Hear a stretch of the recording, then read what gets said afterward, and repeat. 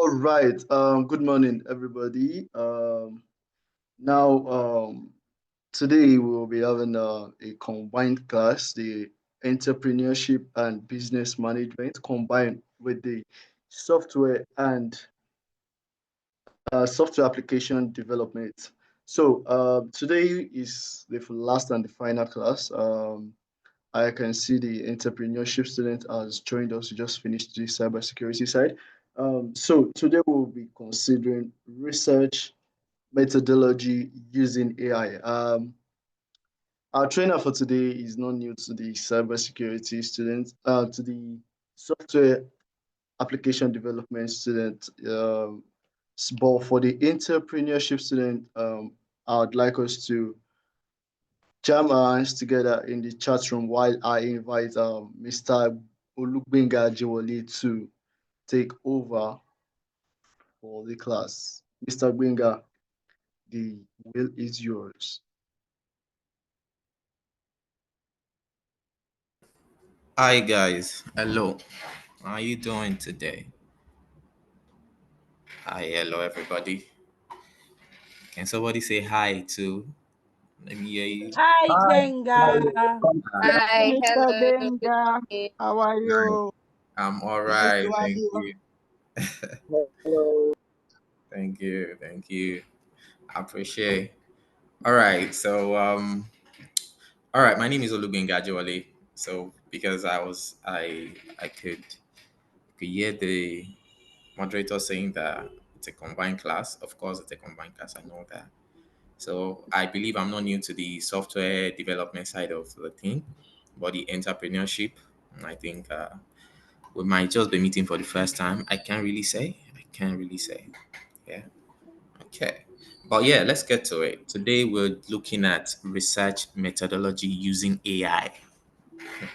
We'll be doing many things today, like many things. We'll be unpacking many things today. But first thing first, yeah, it we'll learn about the use of AI, right? To For our research and for most of our works, right? How you can utilize AI. I will show you libraries of AI where you can get AIs to do specific things you want to do, right? Where we look at the library together, we can search the library together to, figure out which AI do we want to use, right? We'll look at the free version, there are paid version of AI, there are free version and all of that. We'll look at other functionalities together and yeah, we'll be doing a lot. There's a lot of tools we're going to use, a lot of practical and all of that, right? In this course, it's going to be a beautiful ride. Okay, let me start by sharing my screen so that we can have a. Hey, Rose. What is that? Is that for me? No, sorry. Sorry, it's not for Okay. All right. Who is our class governor? Let me see people that are on the call. Let me see if I. Okay. All right. Let's see how the class go. Right. Because I know about Kenla. I think we've, we've met a couple of times. But let's see how the class goes. So we'll pick our class governor in the class. Yeah. So please, how many of us are with our system right now? Streaming. Are watching this. Attending the class through your PC. How many? You can answer in the chat room. Let me just. Please, can you see my screen? Actually, I'm sharing the. Can we see my screen? Yes, we can see your screen. And please, everyone, you are able to unmute your mic and please engage the trainer. Thank you for that. Thank you for that. Yeah, absolutely. Please, guys, let it be as fun as possible. Mm. This class is not too much talk class. We are to do. This is doing class. We're talking about AI now. AI revolutionizing the world, right? AI taking over people's job, right? So now it is not AI that is doing it. It is people that know how to use AI that is doing that. Do you understand? Now we're to train you how you can utilize that AI that is taking over people's job, right? So that you can take over people's job. Do you get the combination of the whole thing, right? So it is you making use of AI that is going to take people's job, not that AI itself just come around and take people's job. Do you get that? So yeah, okay, I'm using both. I'm using my phone, not my laptop. Both. All right, that's amazing. I'm using both. Okay, great. All right, so let's get on to it. Let's get on with it. Let me start by, okay, I think I've, okay, now let me share the slide with us. Let's look at what we have. This is research methodology, right? Let's look at our learning objective. We'll be defining the research purpose and question. You first thing first, for you to make a proper research, you have to know the purpose and you have to have specific questions you're going to ask, right? So now choose an appropriate research design using AI, right? You can, of course, there are many templates out there you can use for your, what's it called, design. But now we'll be using AI to make appropriate choices in choosing the research design, right? Now, three, we'll be looking at data collection method using AI. We'll be Sorry, analyzing, think Benga, we we can't see can't. your Are screen. you sharing your screen? We can't see your yes. screen yet. Oh, okay. Sorry about that. What happened?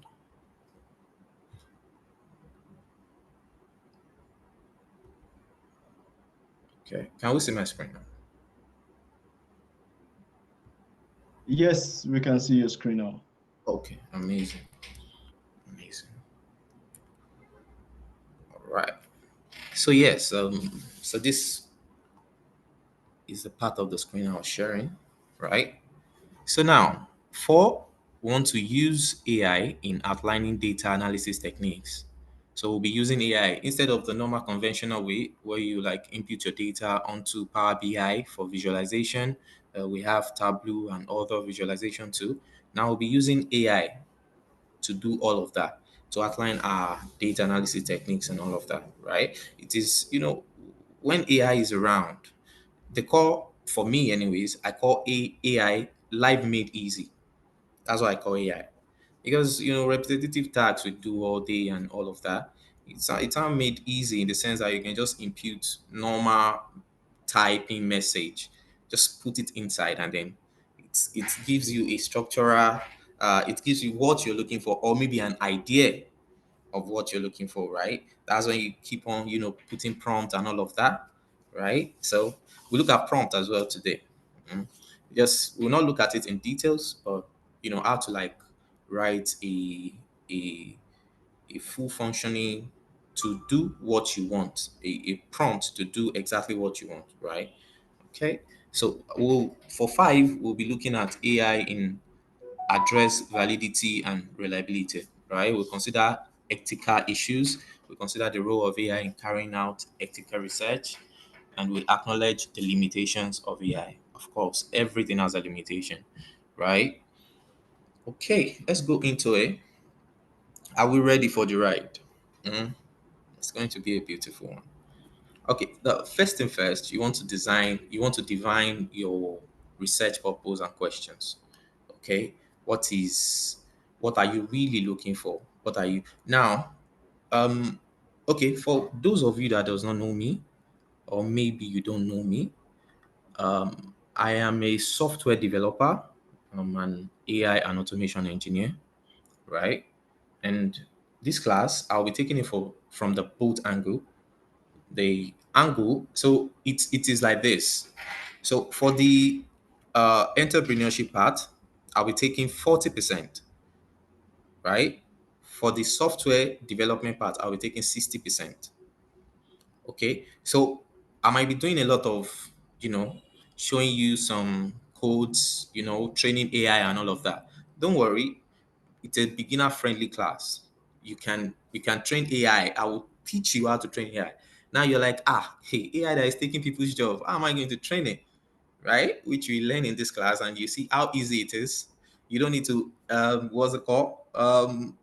Install any library. You can even do it over your phone.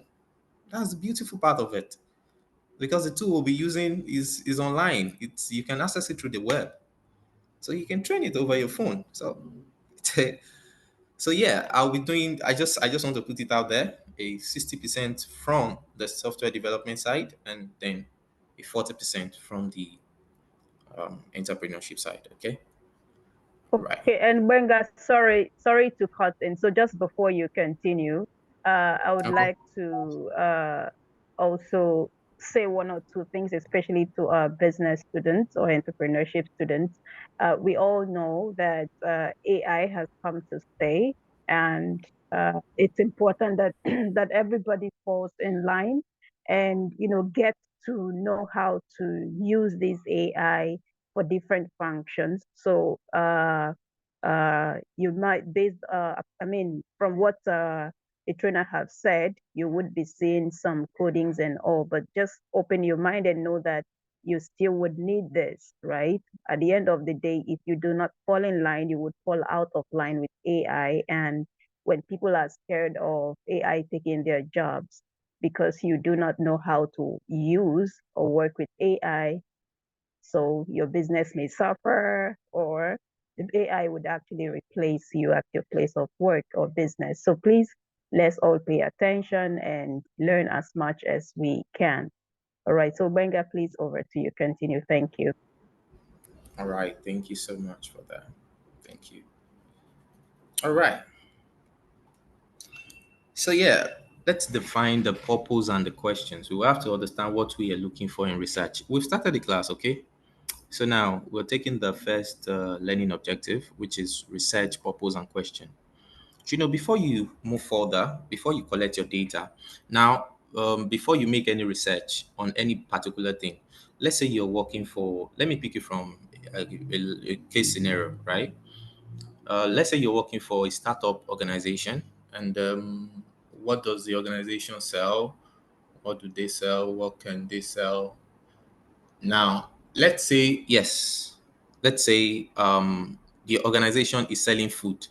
The organization wants to be selling food, right? Now, their target is to sell food to the corporate business, right? Like a delivery kind of thing. So the organization is situated in an estate. So it's a startup business. The startup is situated in an estate, right? So they want to be delivering food to people in the corporate sector, people that works in the banks and the likes, right?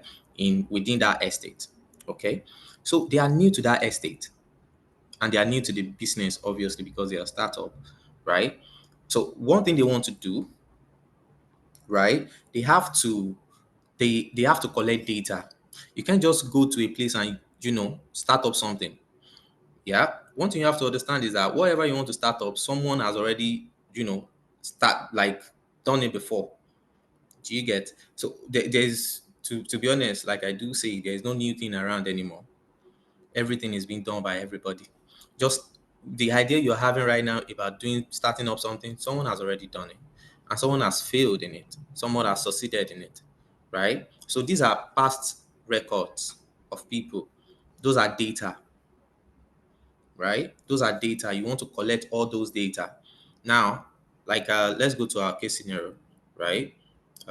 The startup in an estate, they want to be delivering food to people in the office and all of that, right?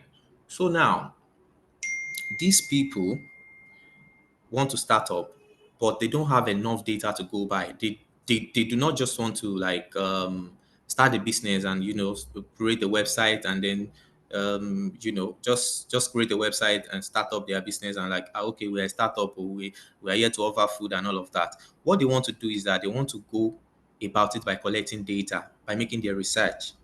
Okay, so now you want to make your research, you want to collect data, you want to go to people and collect data, collect information that okay, what do you think, what if we start up something here, what kind of food do you like, how would you like it to be delivered to you, what time do you like it to be delivered to you.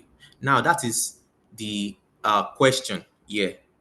You have to know the question you want to ask, right? The first thing is that you have a research to do, you want to conduct a research, right? You want to collect data. Okay, so the next thing is your question.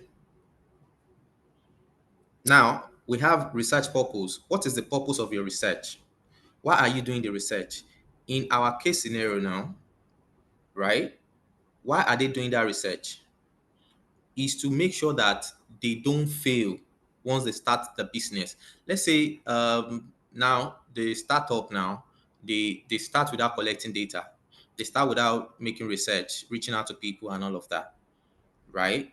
And they just want to like start like that. They went on by creating a website. And then they're like, okay, let's just sell fufu, eba, and amala, right? And then they started the business, and they see low interest rate. What do you think causes that?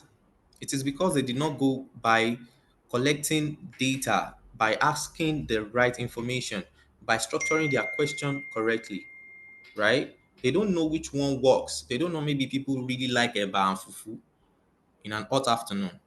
They don't know, maybe it is just light food. Maybe they just want bread and tea delivered to them. Maybe they just want fried rice and chicken. Okay, so these are questions. You want to collect your questions by starting with, now let me do something. Let's go through the process together. Let me create my notebook. Let me open my notebook. Okay, so the first thing is that research purpose. No, the question. The question is what I want to use. Questions, right? We already know the purpose, but now we want to like find out the questions. Okay, so I want us to do it together, right? Now, in our case study now, for this scenario that we've come up with the startup food delivery startup business, right? Now that is what the can we still see my screen, please? Can we all still see my screen? Yes, we can. Okay. Just want to be sure I share the entire screen properly. All right. So now I have a few questions for us. So according to the food delivery startup that the scenario we've come up with, now what are the proper questions in an estate? Mind you, it is not just anywhere on the street. If it is anywhere on the street, I mean, of course, different people with different kind of food. But this is an office setting. This is you're selling to organization, right? You're selling to people that work in an organization. So they've been in the what's it called, in the AC all through the day and all of that. So they've been working, racking their brains for solutions and all of that, right? So what kind of question do you think you should ask if you want to like, what are your research questions? So first thing first, let me go first. I think I should ask what, let's say, what type of food will sell, will they buy? All right. So can anybody go? Anybody? Anybody? You can just unmute your mic if you have any question like that. Any research question we should go by?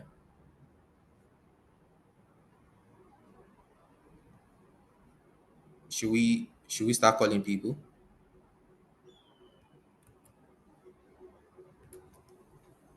Anybody?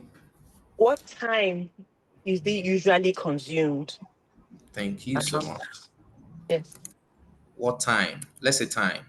Let's just say time. Okay. Um, 3. The third question. We Anybody? ask for their dietary preference because some people are vegetarians, some people are pescatarian. So we need to We take that can into consideration. we can input sex also. Maybe Sorry? male or Dietary female. preference.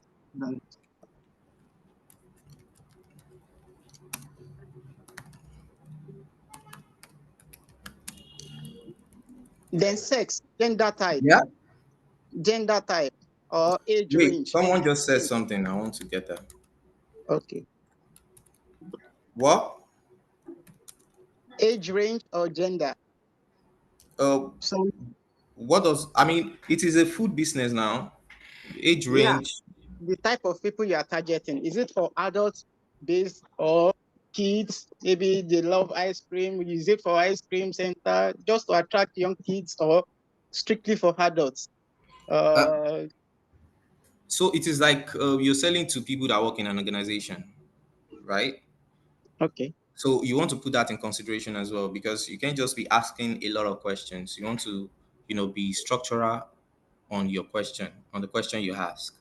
Okay, you have So to be intentional about what you are doing. I understand. yes, yes. So now, can you How give about me another one according to that? income range? You say? Income range, so that you know how you price your food. Yeah. That is great. Income range. Right. Let's just go ahead with these four What questions. about Right now, okay, we're going back to the what's it called, the slide. Now we have our question. Now, right now, we've like, you know, before I even read through all of this, we understand that getting your question right, the type of question you want to ask, getting it straight, knowing what you want to do, right, goes a long way in starting whatever research you want to do. Because the first thing you have to make sure you do is ask the right question, asking the right question, so that you won't just end up for our use case scenario now, the food business, you won't just end up, cooking eba for people that only like to eat what's it called, fried rice and chicken, right? And then maybe for this location, they prefer rice and chicken, but other people they prefer jollof rice and fish. Do you get that now? So you have to understand this in your research. The questions make you understand, aligning those questions, we and getting the structural way to ask that question, to input that question, we guide you to in asking the proper research and conducting a proper research and all of that. Okay, so now let's read what we have here. We have research purpose is a statement of why the study is being conducted. We've already talked about that, right? Now it's predict the outcome and offer solution, right? So whatever you're getting out of the data of this, what's it called, of this our data of this research question, right? Whatever you'll be getting out, it will help you to predict the outcome. Maybe you're really going to succeed in selling, what's it called? In opening up the business rather, right? Or maybe you just have to like die the idea down before you even get started at all, before you invest money at all.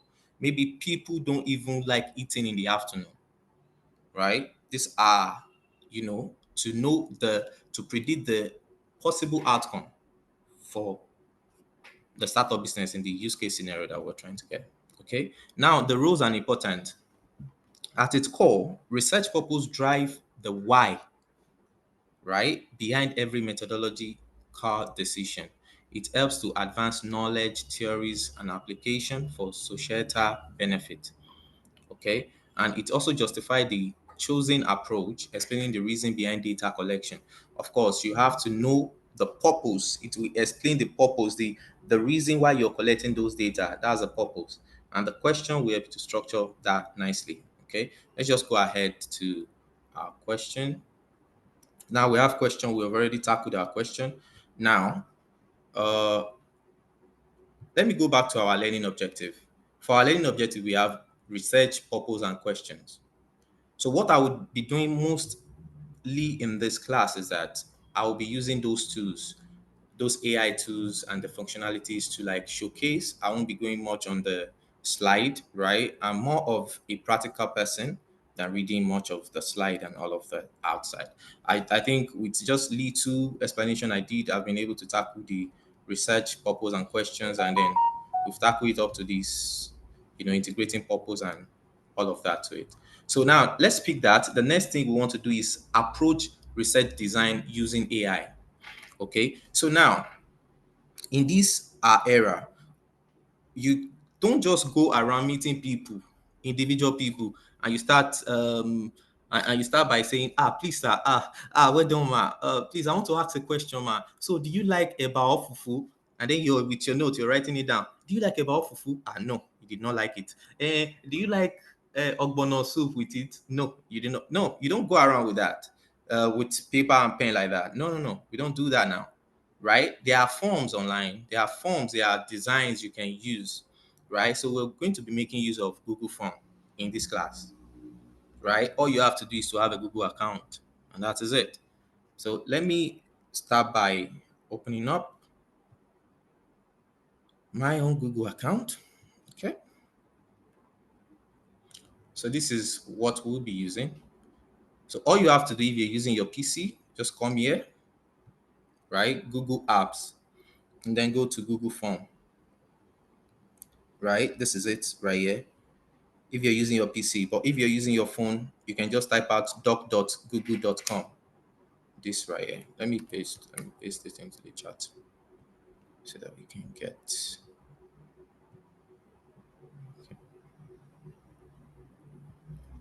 Are we still with me?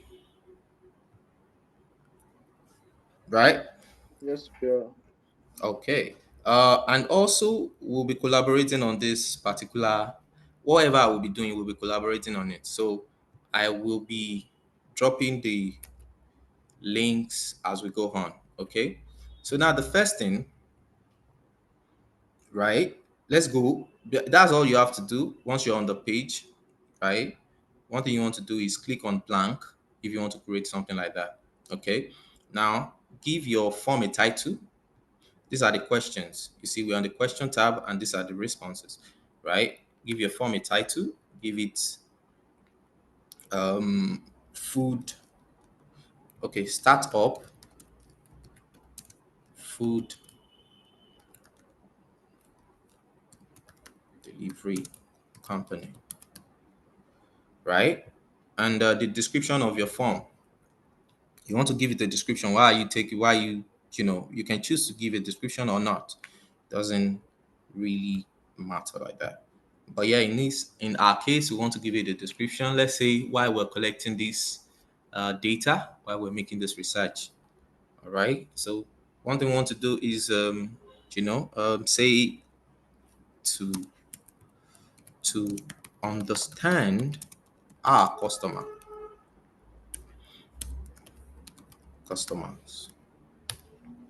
right?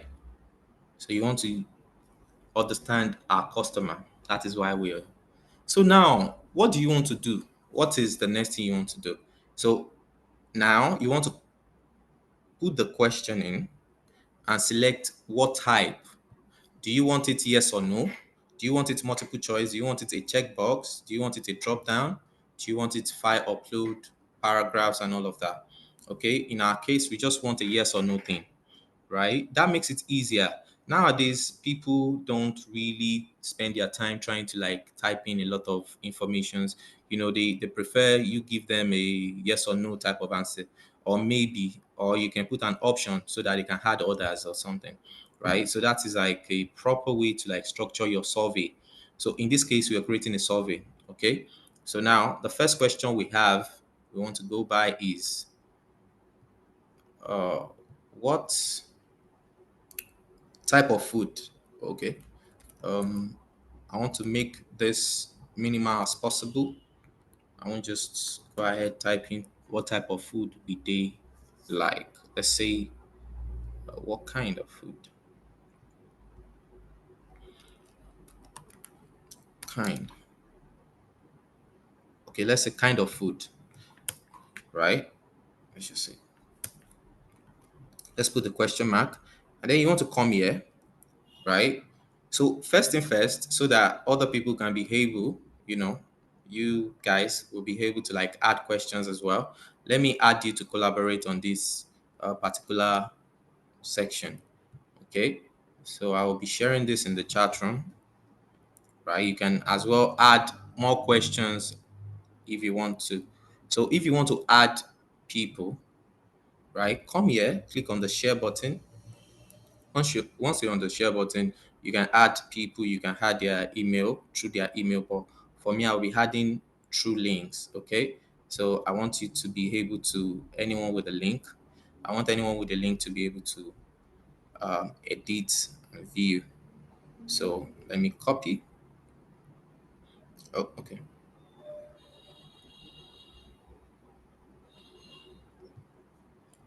Me. Oh, okay.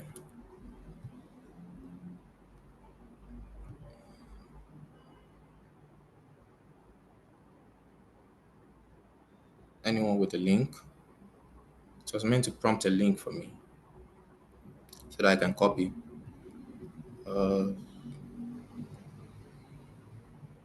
Okay. That's a respond link. But this was meant to prompt me a link. Okay, let's just go ahead. Let's go ahead. Not let's waste your time here. This was meant to prompt a link for me to copy. Editor will be able to view, delete, and published, of course. Okay, it is needing me to add people on here. Please drop your email address, please. Let me have your email address so that I can add you, your Google email address, right? Just drop it in the chat room so that I will be able to add you onto this. Okay.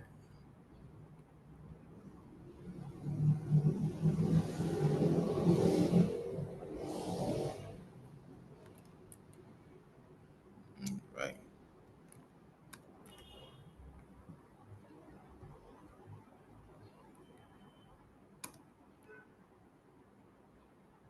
Responder, editor.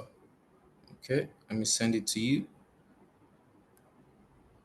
Share anyways. All right. Okay, so Kenny. Okay.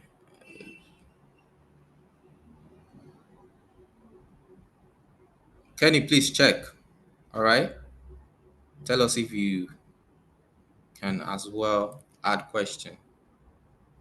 Okay. Let me add more people.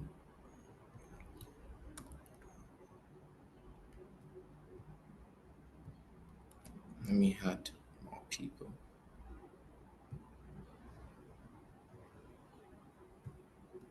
Okay.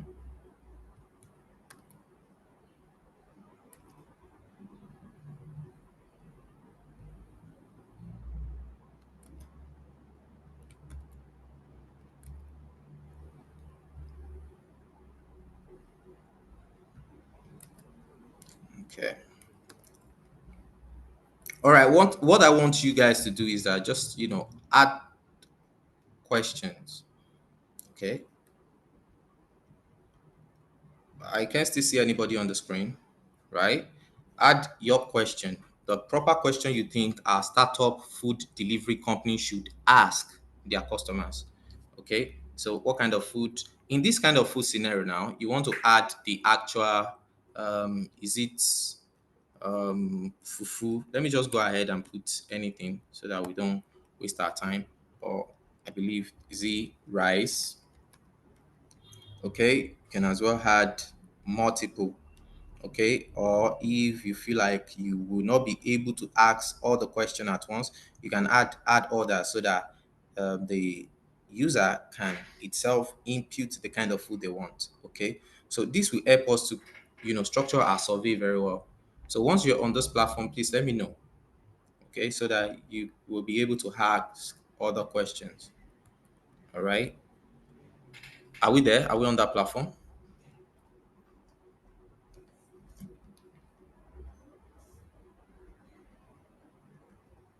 Anybody? Kenny, you were the first person I added on the call. Are you there?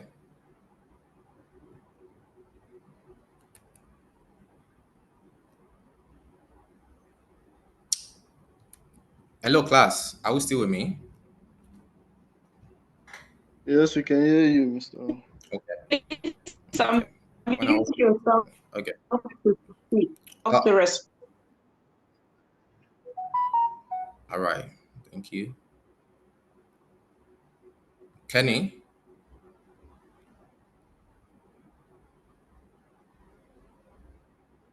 It's Kenny. I can see. Kenny. I'm with you. I have a Okay. baby here with me. That's why I have to go mute myself. Oh, okay. Okay. That's understandable. All right. Okay. But were I can't still see you on the platform yet. Uh, I'm there. I Have you am received have you received the you know the mail. yes, any invite telling you to I, join I, this? will, I will check now. I didn't check All my right. mail. I will check All now. right. Okay. All right. So let's just go ahead and add more questions. All you have to do is to click on this plus icon to add more questions, right? So let me click from here. Let me just add time. Let me add time so that we can just go ahead with the collection of our data. Let me say time. What time? Time range, right? So you want to go, let's say morning. Let's just say morning, right? Afternoon. Okay. I just say morning, afternoon. Okay. So now this is okay. I can see someone. Who is this? Okay. Oh, okay. Yeah. Okay. Anonymous Wolverine. Okay. People on the platform already. Okay, that is amazing. Now that is how we can collaborate together. Okay. Okay. Who is this? Okay. All right. So that is collaboration. You can as well work together. You're on a team and all of that. Okay. So yeah, we have our question. We've structured it properly.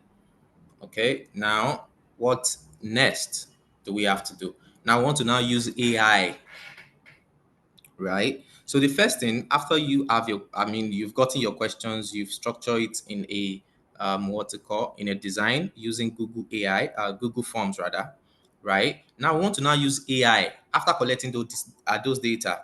Now there's an adage that goes a picture what a thousand words. I don't know how to structurally put that, but you can get what I'm trying to say. Like looking at a picture, looking at an image, right? And then and me giving you a whole textbook that explain that image. Which will you prefer? Which will you understand the most? Which will you relate to? Right?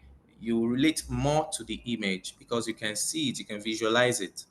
Okay, so that is what we'll be doing with AI, using AI, and the common tool we have out there is ChatGPT. So we'll be using ChatGPT because everybody must be familiar with ChatGPT by now. I mean, that is AI is what we're preaching in Transformation College. You have to learn AI. You have to do this, right? So now using AI, ChatGPT for an example, that particular tool to after collecting your data. Now we don't have people to send this data to. Okay, so we'll leave it at this. All right, we don't have people to like dispose the data to, so we'll leave it at this.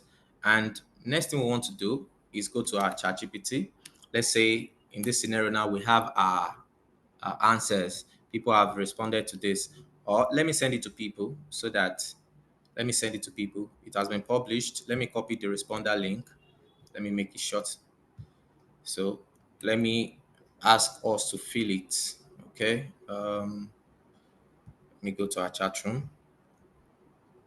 So let's say we are still the customer. Okay. We are the owner of the company. We are still the customer in this case. So try and open the form and let's fill in the informations. Let's just do it accordingly. Okay. Let me log in onto this. This is our ChatGPT. So we want to use ChatGPT to visualize our data. All right. So one thing you might not know about ChatGPT is that it's a complex. This is like a complex language. This is a complex model. It has a lot of things in it. This ChatGPT. So to you now, the only thing you go on ChatGPT, you do on ChatGPT is that you go to ChatGPT and just input whatever prompt, and then you want it to generate answer for you. But you see, there are specific models that can do a lot of things for you. All you have to do is to click on Explore GPT, right? When you click on Explore GPT, you will see a lot of libraries out there, a lot of models that you can use to do a lot of things. There are trending ones. These are the trending ones, the image generator ones that people are changing image to cartoon like and all of that. There's Canva AI. There's Scholar GPT. There's Write for Me, Video AI, and all of that, right? But in our case, we are dealing with data. So we want to click on data. You want to type out data, and then you see there are a lot of them out there. ChatGPT have a lot, right? So you want to click on advanced data analysis, right? And then click on chat. Can we see what I'm doing real live anyways? Are we following? Yes, sir. Okay, thank you so much.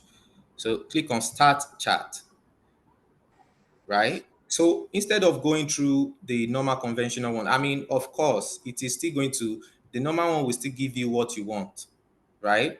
The normal charts will still give you what you want. But when you have a model that is really trained to do exactly what you want, than you using a general one to ask question. Okay, so this one is trained to do exactly what you want, right? So it is focused on giving you the best answer possible. All right, so you want to go to advanced data analysis. Then after you've collected your data, let's see if we have anybody imputed anything on the platform. So we have two response. Even look at this. This is giving us the chat bot. What's it called? The visualization of what's it called? Of our data, right? Our questions. It's already giving us the visualization. But let's say you work in an organization, right? You work for an organization that does not provide this contest for you, that does not give you this. That let's say you work in an organization that does not support maybe the use of forms, Google Forms, or maybe they use other what's it called, designs to collect their own form, right? I'm still trying to think of which application, form collecting application that does not give visualization, right? But let's say you work for any organization like that. Okay, so one thing you want to do is that you want to go ahead and copy your response, right? One thing you want to do is you're looking through the response, looking at the question. These are the question that was answered. Then you have two response on this kind of food. You have what else do we have? For the kind of food, you have one response for morning. You have for okay. What do we have? Okay, no response. One response. Okay, yes. All right. So you want to go ahead and click on link to sheets. You want to link it to sheets so that you can collect your data. So one thing that all of those other forms have in, you know, is that they always connect to an Excel sheet. Are we following, please? Sorry, I need to take a little bit of water. Yes, please. Okay. So one thing they all have in common is that they always link to Excel sheets. Okay. If you go to what's it called, Microsoft Forms, Microsoft Forms as well offer a visualization which you will be able to see in the summary as well, more like this that we have right here, where you'll be able to visualize the data being collected. Now, just two people responded. We have 50% for morning and 50% um, for afternoon. So let's say we have multiple people respond to this, since we have just two options in our question. Let's say we have multiple people respond to this, then you see the division in our pie chart.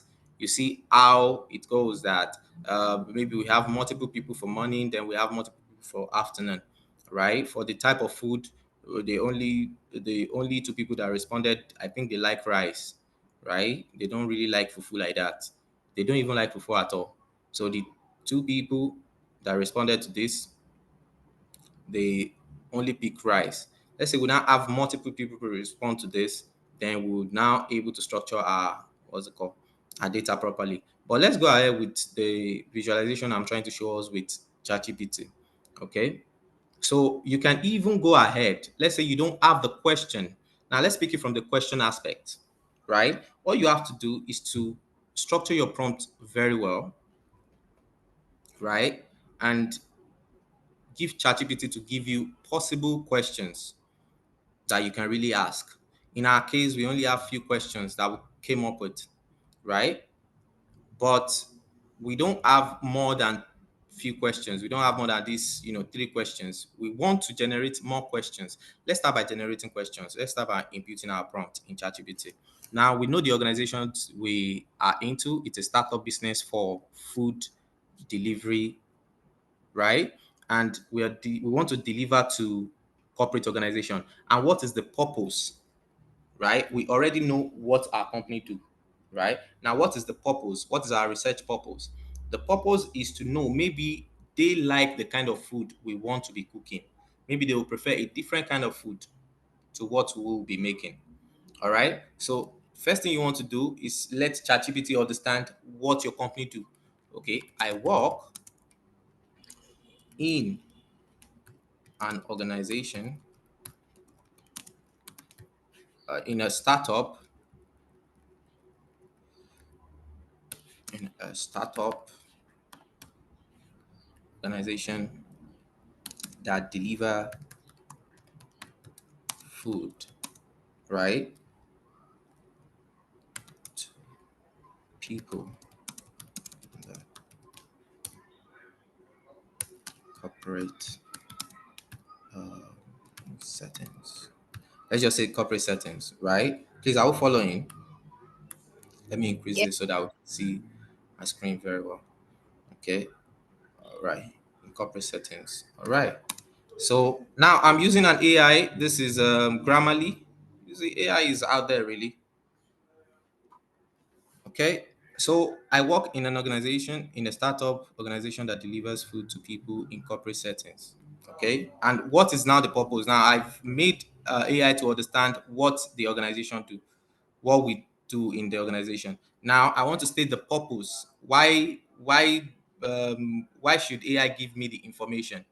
You see, this is how you structure your prompt. You don't just go by and give me 520 questions to answer a food delivery company. You don't structure your question like that. You want AI to really understand the concept, why you're doing all of this, right? So we started by I work in a startup organization that deliver food to people in corporate settings. And what is now your purpose, right? What is our purpose? I want to create a survey to ask questions, right? And what is the purpose of this question that you want to ask, right? Are we still with me?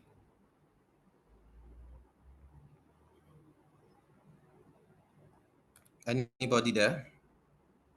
Yeah, I'm following. Okay, I'm following. All right. Okay, so now what is the question that we want to ask? Okay, so we want to ask AI that for this, I want to create a survey to ask questions if the type, you can now start by stating your question, right? If the type of food I make will sell, and other possible questions. Now we only have one question in mind, and we let the AI understand that this is the question that we have in mind. But now we are telling it that and other possible questions, right? So now you want to now tell the AI what to do. The next thing is you want to tell the AI what to do. Now you structure that this is what we do in the organization, but this is what I'm trying to do. Now this is what I want you to do. I want, let's say, 10 questions that I can ask potential client. 10 questions that I can ask potential client for for or on my survey, right? So I don't have this jotted down. We are picking it as it comes, right? And then that is it. Just click enter. Okay. So now let's wait for AI to give us a feedback. Now, how often do you order food to your workplace? We thought of this, did we? We did not, right? So this is AI at work. This is it helping us instead of us racking our brain, right? Doing the hard work. You see, doing the most thinking. Now AI is going to give us an option so that we can really structure our questions, right? So what you have to do is just to go ahead and copy, right? Copy whatever questions, copy whatever option has been provided to you, and then you go ahead by, let's say for us now, let's create a new one, and then you paste in your question. You go back to the AI, then you start pasting in your options. Start with option one, option two, right? Option two, and then you just keep on adding multiple options as you go by, right? And then at the end of the day, you now have a survey. You just keep on adding the options. Now you have a structure, the most beneficial one to like go by. Now, this, I think, what type of day do you usually order food at work? This is very, very important as well. What type of meal are you most interested in ordering at work, right? It is very important so that you know what kind of food, what kind of meal you are going to cook, right? So now, we have this question already. Now I want to get the answer. You should normally get a real live response, right? Share the survey, like I've shared it out with you guys. Share it with people, relevant people that you think they are going to give you relevant answer. All right. But now we're picking it in a scenario where you work in an organization that does not use Google Form, or maybe they have a different kind of form, and that particular application does not offer an analytics, a visualized a part of the whole thing, right? You want to go, all you have to do is to collect the data, right? Collect the data and paste it on the AI.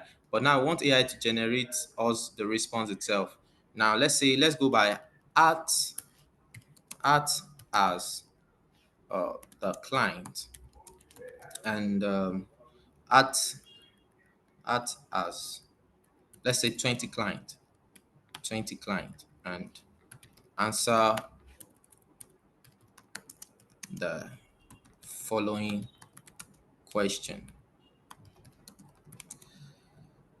right?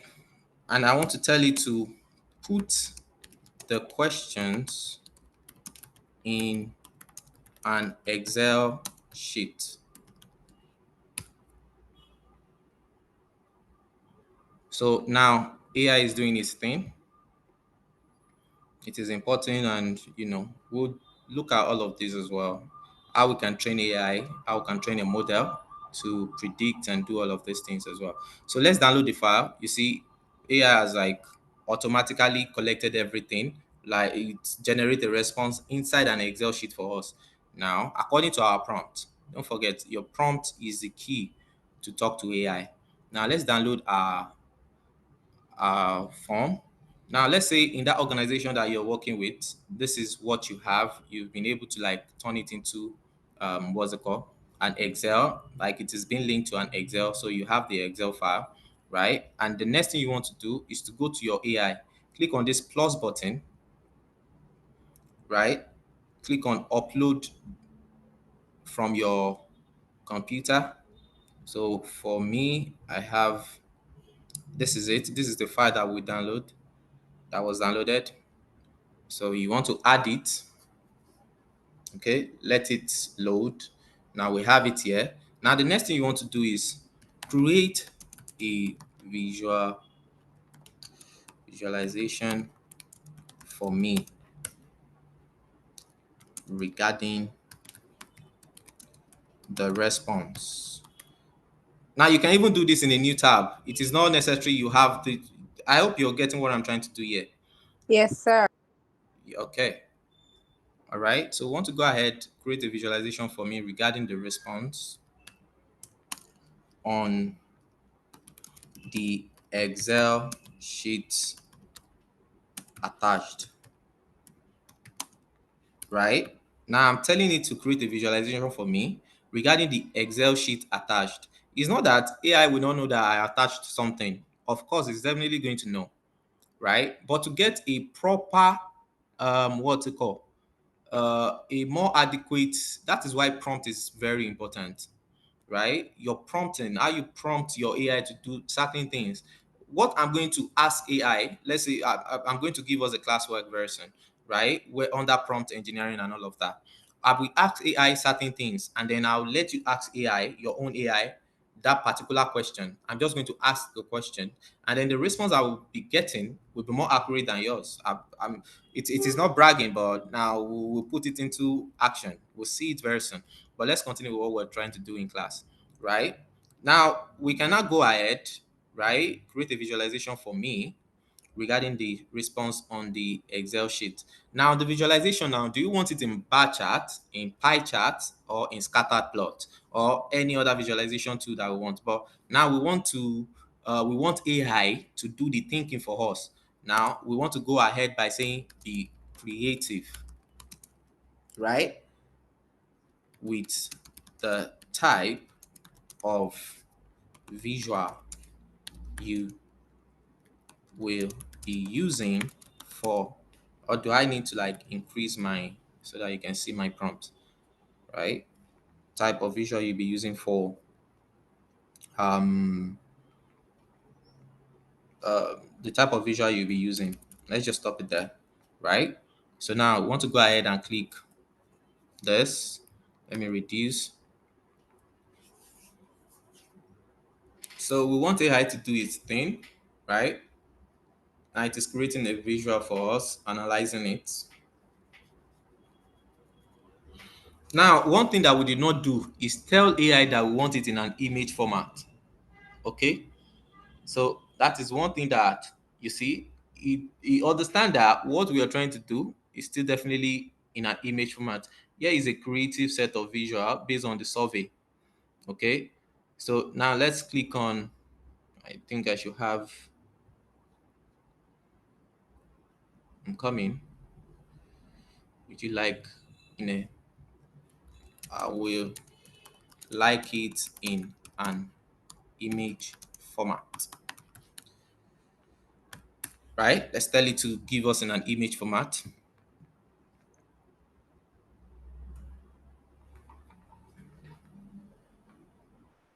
It seems like I can do. Oh, okay.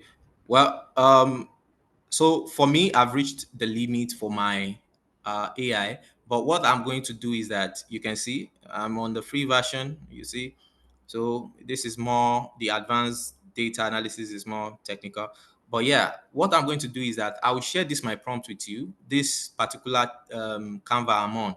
This way I'm asking questions. So maybe by any chance you are still allowed to do the advanced, right? Let me share with you guys. So all you have to do if you want to share your prompt with people so that they can continue on your chat, right? If you want to share your prompt so that they can continue on your chat, this chat now, this Canva, this particular chat we are on, so that you can continue, you can ask it to generate image from the particular thing for you, right? I'm going to copy, just click on share, come to copy, and then you'll be able to copy.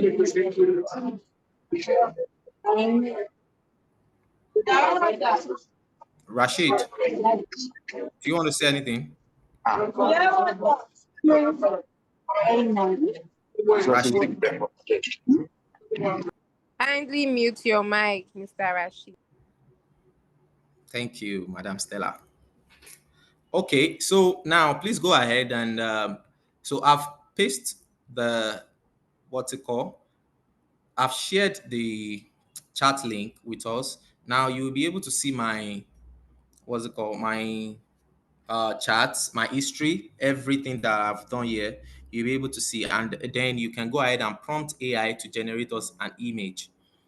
Like you can tell it to generate us an image, exactly this image that we have here, but this is not downloadable. So we want an image that is downloadable.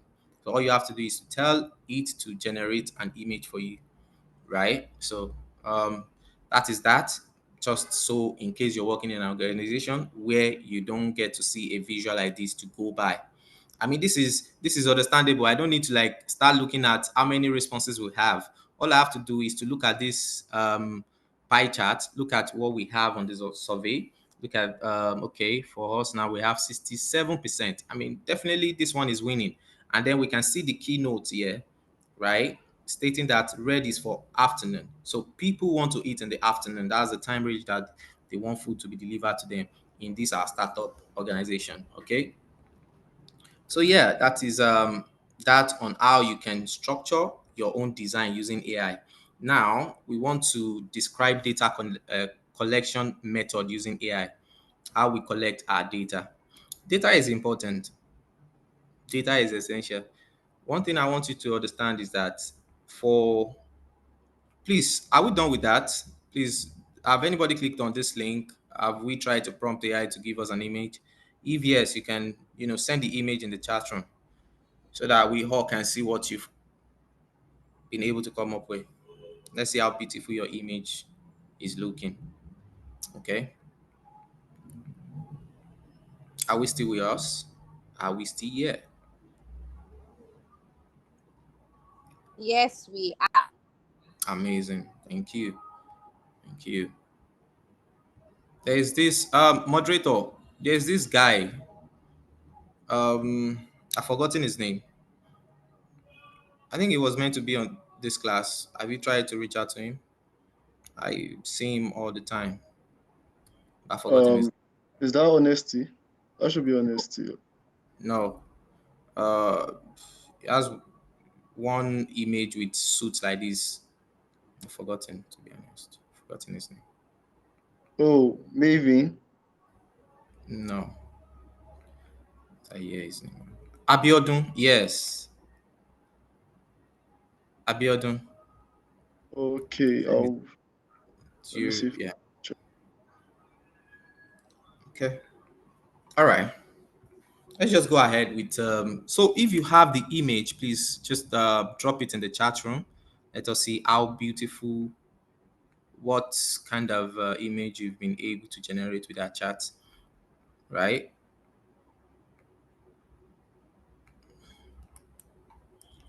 Okay. All right, let's go ahead with the class. Now let's describe data collection method using AI. How do we collect data using AI? Okay.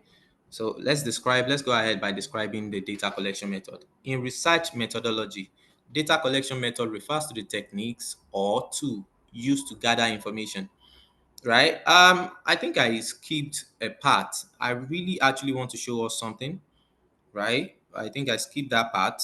You see, what we've done in a more structured organization, you don't go by just the question, the purpose, and then you don't just go by all of that on your head. You want to properly structure your thinking. So we'll be making use of XMind. Now I'm taking us back a little bit. Okay. Now let's try the online version. Just click on XMind application. I actually wanted to talk about this too, but at some point I got carried away. I'll paste the link of the chat room, right? So let's look at these two together. Let's try it online.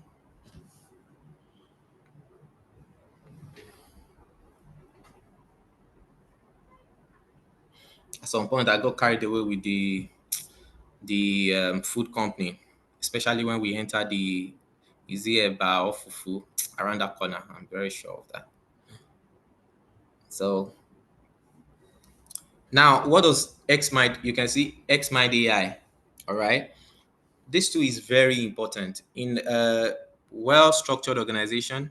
You have to map out everything you will be doing, everything you will be doing, right? In our case, let's say T transformation. how do we abbreviate Transformation College?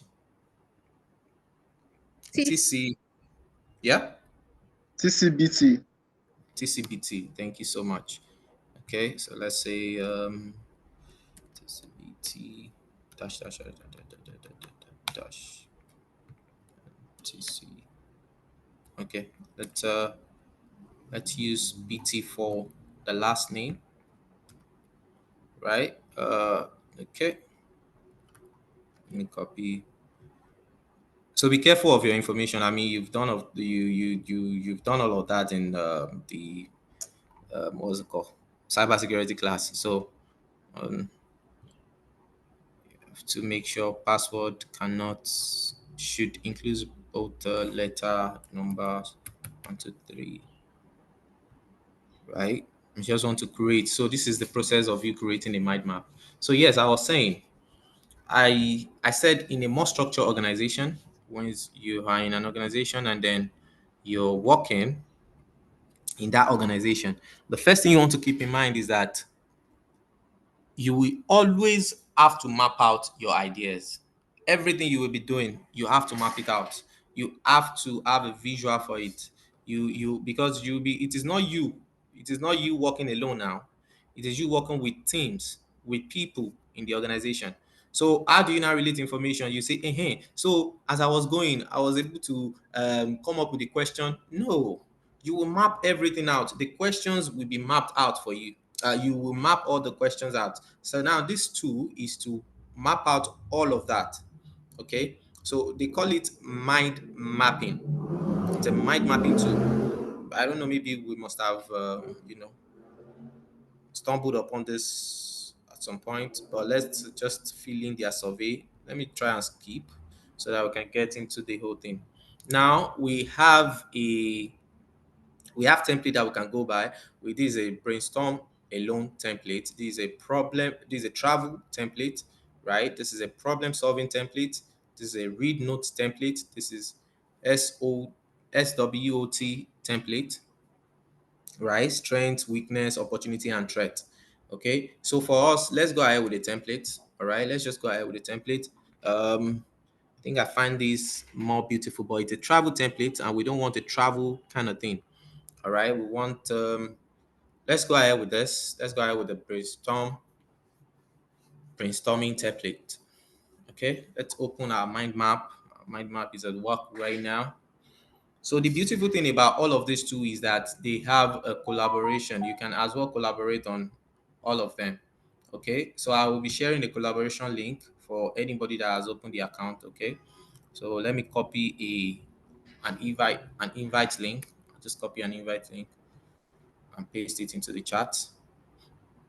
Let's do where to be on that platform. That is our number one assignment. Okay, this is our number one assignment. Okay, Ogunjobi Mary, you were able to create a logo for our company. Is this with the use of the ChatGPT? Is that what you do? Yes, sir. Amazing. That is beautiful. Now we are having a company already. I don't know. Maybe we can even start up. We can start up a company like this too. We can reach out to each other in the after the section to know if you can start up a fast food restaurant like this. Okay, we so can. yeah. I said we can. No. Yeah, so all right, but put me in the charge of the eba and the fufu selling part. I'll be No problem. yeah. So yes, mind mapping, right? What is the name of our company? This is a template that we can go by. Now let me teach you how to edit this template, right? Let me just show us how to edit this template. So you want to click on every column. I've sent that into the chat room so that we can collaborate on this as well, so that we can see it in action, right? So what is the name of our company? We want to start Yeah. by what's the name of our company? Do we even have a name right now? Eat Okay, I and think fast food restaurant. yes, we have a name already. Eat and Win. Z and Win. All right. So that is the name of our company. You click out. That is it. So now, if this is applicable, let's say you're working on this particular template, and this is not, you don't need this big one, you can just right click on it, right, and click delete, right, and that is gone. If you want to edit, you can zoom it in so that we can see the text very well, right. Go ahead and input what you want to do. The first thing you want to do, right, is to create a survey, right. Now we're creating a survey. Okay, so what are the questions? You want to put in the questions. Now, the first thing you want to do here is the add questions, right? You double click on the text, questions, following questions, or maybe questions. Let's just write questions, right? You can as well go ahead and structure this, right? So I want a full mind map with everybody working on it. I don't know how the moderator will set all of this, right, to make sure that maybe someone work on a full on the create a survey, another person work on maybe other things. Now, like I said, we're coming up with a startup company. Okay, so come up with the ideas, run the ideas through each other, understand how it and win can be a profitable business. Now, the first thing is that first thing we want to do is create a survey. Now, these are the questions, right? Now, the questions should be like this, right? You want to go ahead and input those questions. Let's say question one. You want to say question one. Question one. What is our question one, actually? Let's pick from this AI thing. So we only have 10 questions anyways. So we want to say question one. How often do you, okay, let's go ahead. So allow, right? And that's our question two. And if you want another one, okay, all you have to do, duplicate, and then you have it, right? Just keep on duplicating. Then you have, maybe you have 10 questions. But for us, we don't want this. Let's delete this. Let's delete this whole thing. Let's delete this whole thing. So this is editing. Okay, I duplicated it. I'm trying to delete it. So I'm coming. I'm trying to, okay. Delete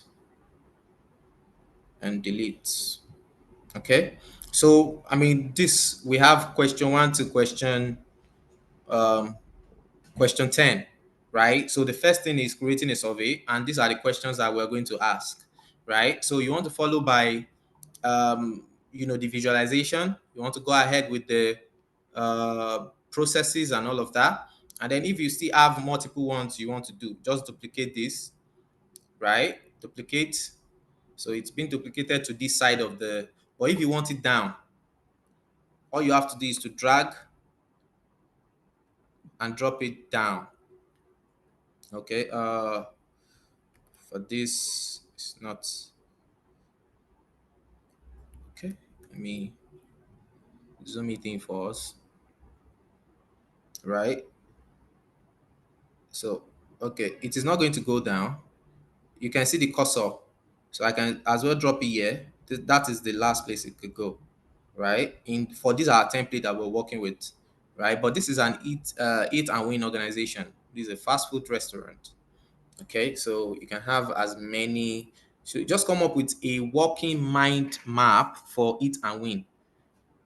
That mind map can survive on, that eat and win can survive on a structured mind map. Create a company, right, from an idea. So I don't know how our moderator will be able to like.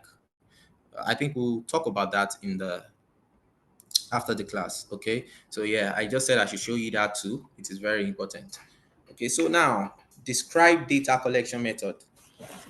So in research methodology, data collection method refers to the techniques or tools used to gather information from various sources to answer your research questions, test hypotheses, or explore new theory. These steps is crucial because the quality and reliability of your findings depends heavily on how well your data is collected, right? And what are the data now? one thing you should understand is that, like I said, in our startup case scenario, in our food eat and win, now we have a name for it. We did not have a name for it before, but now we do. So for our eat and win now, this eat and win, that company, someone, one thing you should know is that some people have tried that before. We are not the first person to try to sell food um in that environment. We are not the first fast food. We are not the first person to come up with the idea. But what differentiates us from the other people is the data that we are collecting.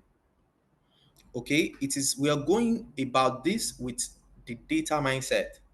We want data to guide us. We want informations to guide us so that our ratio of failure, even if you are going to fail at all, let's just give it, let's say maybe our expectations, maybe the company might not be able to meet our expectations, but because the data that we've collected, we should have about 70% success rate in the organization, just because of the data, because we've collected information on what people like, what they will like to eat, and all of that.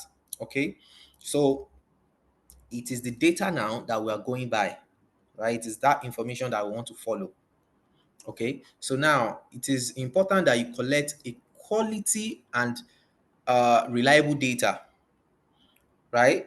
Quality in the sense that reliable in the sense that you want to go to specific people. You don't want people that are not in that environment to fill in data into your survey, right? Into your research.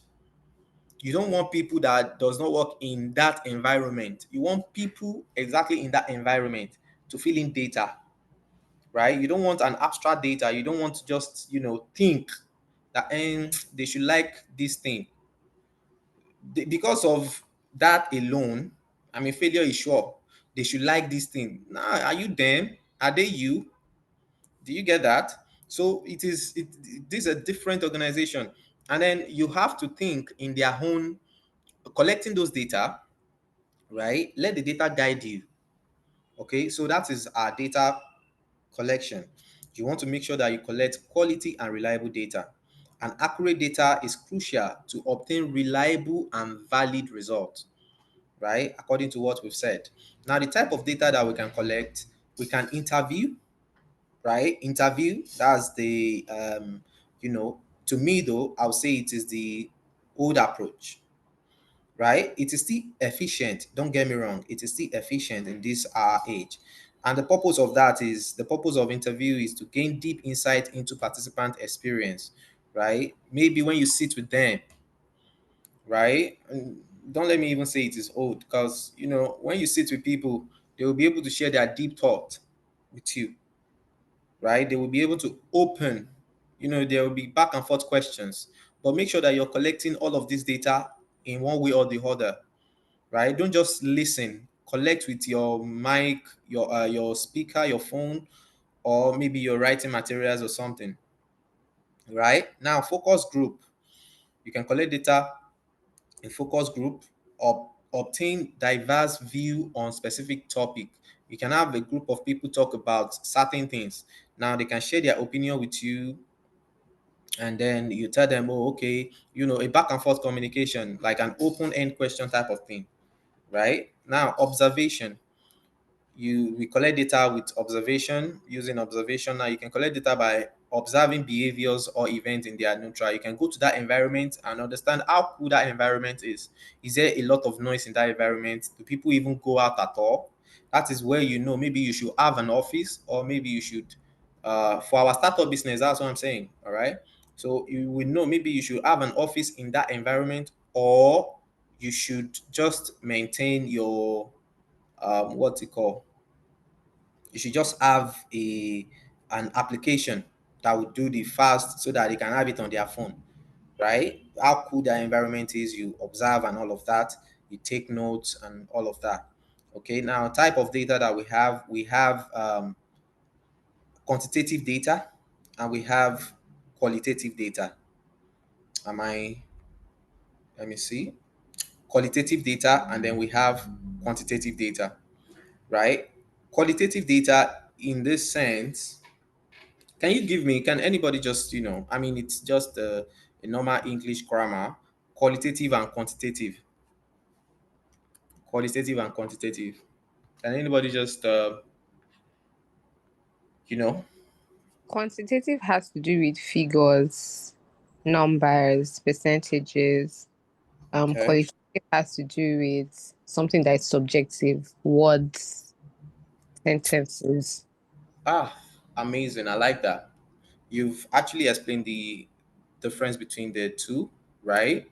That's amazing. So we have qualitative and quantitative. Quantitative is like it's just a lot. And qualitative is are like numbers, right? Something you can count. So for in this case scenario, let me go back to our chart, right? Let's differentiate between quantitative and qualitative, right? Okay. Now let's go back to our ChatGPT. The first question, right? Let's look at this first question. Now I say qualitative is something you can count, right?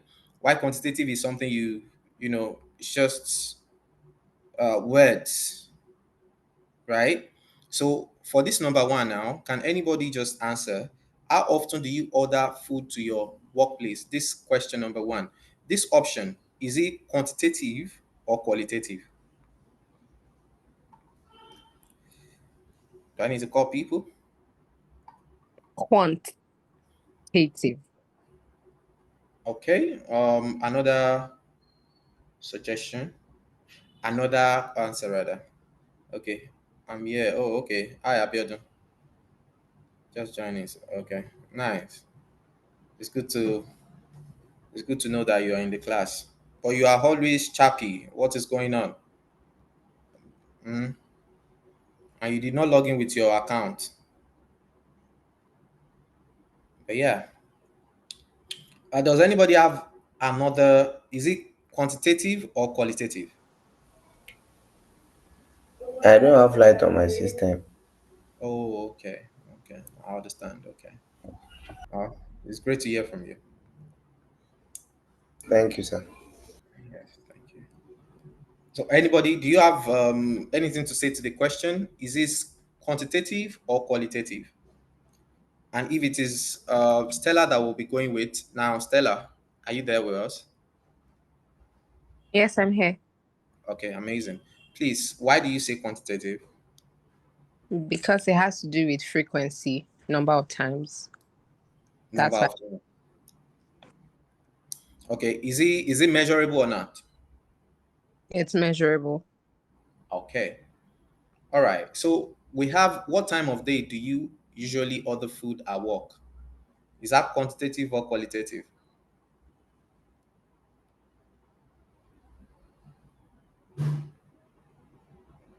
I mean, it is just, yeah. Yeah. Quantitative. Quantitative. All right. Thank you. And okay, do you have any food allergy or dietary restriction we should consider? No, I mean, sir. it is open end. What is it? Is This it is quantitative? qualitative. Qualitative. Okay. Thank you for that. All right. So that is the type of that is the type of data collection method that we can go by. All right. Now let's talk about the rules of AI in data collection. Now, the first thing is that AI collect data. We can use AI to collect data in many forms, right? The call that we're having right now, we are on a call right now. I've been speaking for about 1 hour plus right now, right? How am I collecting all of this data? First thing is by recording it, but recording will not just do justice, right? Recording is not saving the information somewhere. It is by listening. That's when you can now get the whole thing back, right? But what if there is an AI that can transcribe everything I've been saying since, right? I believe Zoom also have an inbuilt one, right? But for me, I use one as well. So this is an AI that I use, right? It is called Tactic. Let me see. It's a plugin on my PC, anyways. GPT meeting summary, right? This is one I use, and when you click on it, I hope you can see my screen. Can you see this part? Yes. Yes. Okay. See everything I'm saying, everything I've been. You see, this is Stella. It picked your name instantly. Yes. See everything I've been saying and everything. It's like, collecting all of this information, which I can as well go back and read, or maybe I can share with you guys. I'm sure the trainer, sorry, the moderator will do that. We share you guys transcript and all of that. But yeah, these are AIs that we use to. That's the role of AI in collecting data, right? And also, we've jump field. Where are we? Where are we? Okay, we're here, right? So AI for observation data collection. So we'll talk about open. We will not talk about open CV, right? That is but for video analysis tools, right? AI can as well analyze video. AI are now putting automated transcripts on websites for video editors. You can just upload your videos just by looking at it. Let me show you something. Let me show you something. Where do I have it? Okay. So I have this AI. It's called Cider. This AI, right? It has a lot of model in it. Every model, every AI created model, we have GPT-4, we have Cloud, we have Gemini, we have DeepSeek, we have DeepSeek R1, right? We have the advanced type as well. We have super advanced. You can see DeepSeek, everything, right? There is a lot of model on this platform. We have OCR. We have those are the text to image, image to text rather. We have a prediction. This AI, this particular function is called Cider. I mean, everybody should have it. To be very honest with you, everybody should have it. So now let's say I'm on a YouTube video, right? I believe this video will be uploaded on YouTube. So let's say I'm on a YouTube video, right? Let me pick one for an example. Let's creating, yeah. Let's use this one example. If my father sees me, I'll be in trouble. So look at what this AI will do. It doesn't. Okay, look at it. Can you see it? Creating this type of video used to be very hard. So it has generated, see, can you say step by step? It gave Yeah. me a full summary of what this AI is doing, like what this video is all about.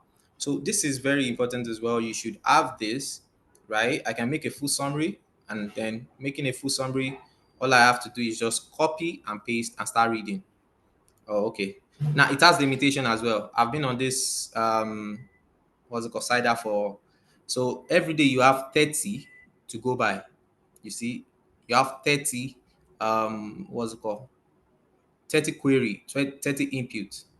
So if you can see my history, let me show you my chat history, right? You see, I've imputed a lot. I've like queried this data a lot. I've queried this ChatGPT a lot today. So I have a lot of other application that has this cider. So if this does not, right? So yeah, that's the cider AI. You should have it as well. So for you, it will be able to like collect those information at once. You will be able to make a free um a free account. But yeah, let me go again. I'm coming. Let it generate again for us. So that so for us now, um you can as well create a short video out of it. Automatically the AI will do it for us. So let me go to uh so I won't be able to even copy anymore. Yeah. Okay, so that is that for the cider AI. That is, those are the things it can do. It's a great, what's it called? Extension to have. It's an extension. You see, it is here. It is an extension. All you have to do is to go to your Chrome extension and then you download Cider AI, right? It will automatically generate a transcript. It will summarize. It's not transcript alone. It will even summarize the whole, what's it called, video for you, right? It will be good for your, maybe your, maybe you missed the class and then you want to really get what they are talking about without much time. Just play the video and then you have your side AI generate the full summary for you. Okay.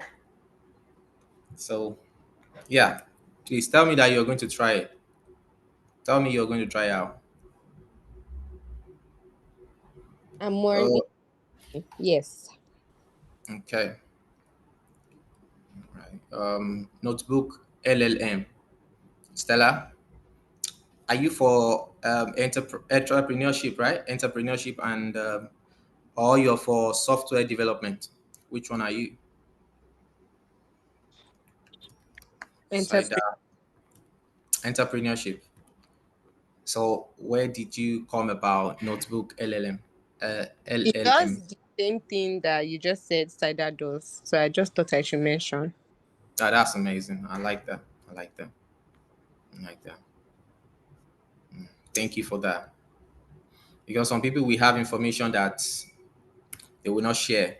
You see, they'll be hiding updates. All right.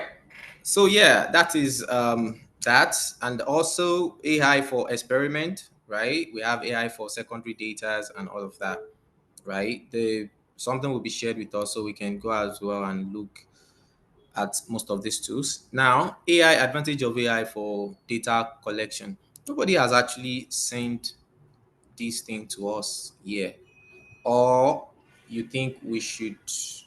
Okay, Sorry, is it we'll the go the image. I haven't seen yeah, any right. It generated image. said that I need to re-upload the Excel download. So I tried to download the Excel, but it didn't grant me access. Mm, That's why. I okay. sent the response privately. I think you missed it. Oh, I did. I must have. Okay. Okay. Let me do something. Let me upload the image for us. Let me upload the data. So, okay. Okay. I've uploaded the data. I've sent it to the group. We can pick it from there and try it out. But you're definitely going to get an image with that diagram, that exact diagram that we had earlier, something similar. And you can as well structure it to tell it that it should give you pie chart. You don't want a bar chart, you want a pie chart. Okay. So yeah. Now, ethical consideration in using AI for data collection. You want to make sure that privacy concern. You don't want to feed sensitive information to AI. You don't want to feed it sensitive information. Your sensitive information, you don't want to feed it on your AI applications. You don't want to. All right. I mean, AI is great, but then you have to consider the privacy aspect. Okay. So there is bias in the AI algorithm as well, right? AI models may unintentionally introduce bias, right? There have been certain occasions where I've corrected my ChatGPT, right? I mostly use ChatGPT anyways. So there have been certain occasions where I've corrected it that, come on, this is a wrong information, and he will say, "Sorry, I'm very sorry. I'm searching through the web right now." I mean, it must have been if you've used your AI to some certain extent as well, you must have seen something like that. That information that tell you that okay, that I'm sorry, you're right. The information is wrong. This is the correct information, and then the correct information is even wrong. You now be going back and forth, right? If it is that I'm seeing the AI physically, God knows we would have thrown like two punches, right? But Yes. yeah. So informed consent. You want to ensure that participants are aware of AI tools and used in data collection and agree to their involvement. So whatever you'll be clicking on, please make sure you read, because we are fond of agreeing to user consent, right? You're on an AI platform and then they ask you to like click to learn more, but you saw a box down that say agree or something, right? And you click agree. What are you really agreeing on, right? So this AI is one thing you have to understand about these models is that it is data that they use to train them, right? And those data that are being used to train those AIs, right? It is everywhere. Like it is spread across. It is like we, as we are imputing prompts. This image that I've uploaded, well, it is AI that gave me the image, anyways. This, in our case, this uploaded data, this uploaded spreadsheet, it was AI that generated it for us. So we can say we are feeding it a new information, all right? But you want to make sure that whatever information you'll be feeding AI, right, they are not sensitive information. You don't want to feed AI your password, right? Maybe you are trying to log into a platform and then the platform is not working. And then you are like, this is my email address, this is my password, this is the link to log in. If you ask for the name of my the security questions, this is the security question that I use, right? It is very wrong to do that, ethically speaking. All right. You want to consider all this fact. You want to make sure that appropriately you use AI to its modesty. All right. Now, choosing the right method. Now, choosing the data collection method depends on the research questions. That is the first thing. To choose data collection method, you want to consider your research questions, right? And the type of data needed. Do you want a qualitative data or quantitative data? So is the resources available? Is it time, budget, or manpower? People that you are people that we have on ground, right? For us now, in our case, we only have for our fast food restaurant, I think it's only me, Stella, and how many other? Okay, we have okay. Everybody will join the fast food business, anyways, right? So we are the one driving this, the manpower. We want to look at the budget, who is dropping money, right? The time that we have, you want to make sure that you have all of this in place to properly choose the method you want to go by in collecting your data. All right. Now, we've done this class activities. That's the Google form and the AI. Now, let's go to the use of AI to outline data analysis techniques. Okay. So now for data analysis techniques, you want to look at the purpose. Now, data analysis is vital for interpreting data correctly and answering research questions with precision. All right. In this class, we'll be training a model so that we can understand how this AI works, right? How this AI work. Now, let me go to my other browser. Okay, let me check ChatGPT, right? Let me close my model. So, let's say I want to show us something. Let me re-upload the image so that we can understand how AI works in its skeleton, right? How it is being able to like analyze all of these things in a minute or so in its skeleton. So let me upload this image. Use what can I say? What can I say? Um um use let's say use Python. I just want to give a random prompt, right? To visualize. Okay, now I have a suggestion. So, okay, look at now. This is not what I was trying to go by. Okay, do it yourself. You see, that is the thing with prompts. You have to really structure your prompt because that's why it's not giving me what I needed, right? I just want to do, yeah, this is the what I need. You see, for you now, you won't be able, like, you won't even bother to check this, but this is the analysis, this is the skeleton, everything that is going to do now. All of these are it has been able to generate, right? This is the skeleton. You see, you will just wait for the answer. Normal people will just wait for the answer, right? Which we are normal people. Mm. So, but in its skeleton now, in AI was the first thing it did was import matplotlib dot pyplot as PLT.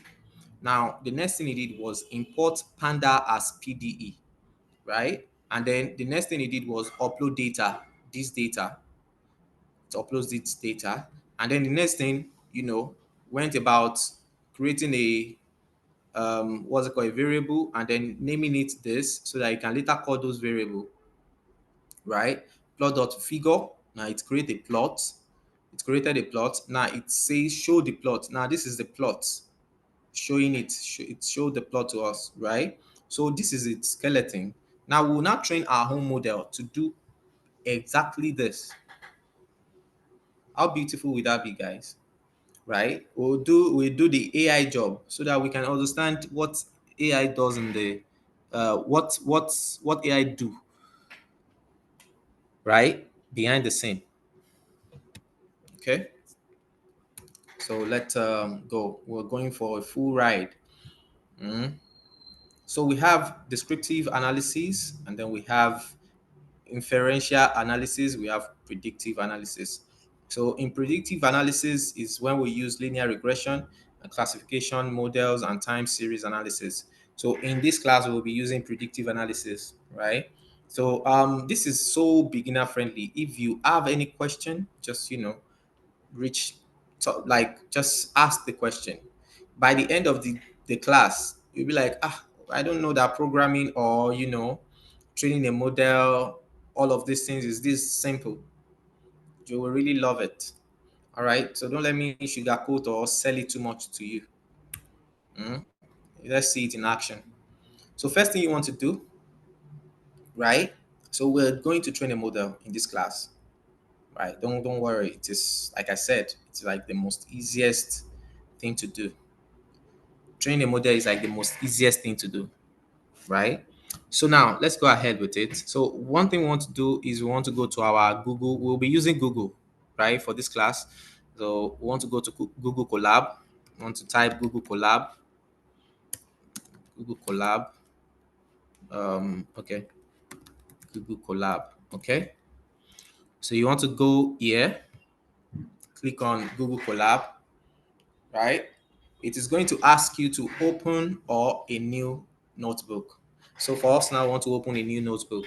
A new notebook in this sense is like you are creating a virtual interface, a GUI to write your code, right? A command line kind of thing, right? It's like you're using a VS Code. These people should know what I'm talking about. Visual Studio Code. The software development people, they should understand what I'm talking about here.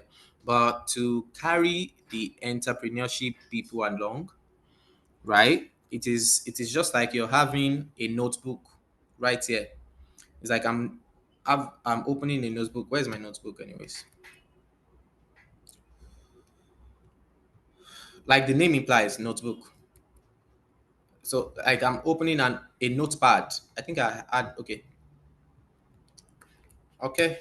So it is like we are opening the notepad. But this notepad, the difference between this notepad and the notebook that we want to open is that this one only taking text. It's not like it cannot take in our code, but it cannot interpret our code. Do you get that? It cannot really interpret it to it. Its own understanding is just to take in text, right? And like I said, it's not like it cannot interpret it, but it is not made to interpret our text. So that's why we're going to be using Google Colab. We'll click on the notebook. Now let's create a new notebook. If you're on Google Colab, let me send the link to the group, to the chat room.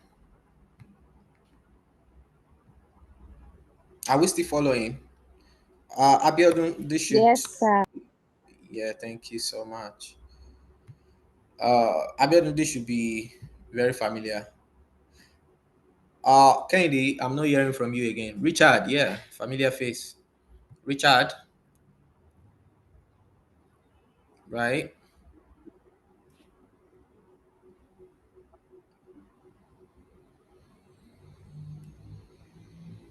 Okay, all right, thank you. Okay, so we can log on to that platform, right? That is where we'll be training our model. And like I said, this is just it's like ABC. So what we want to do now is we want to collect our data, because what I said earlier is that whatever we're doing with AI modeling and all of that, we train, we use data, right? This AI, this ChatGPT does not just come into existence. There was a lot of data that was feed into ChatGPT. Now let's even ask Google, how much data does ChatGPT operate on, right?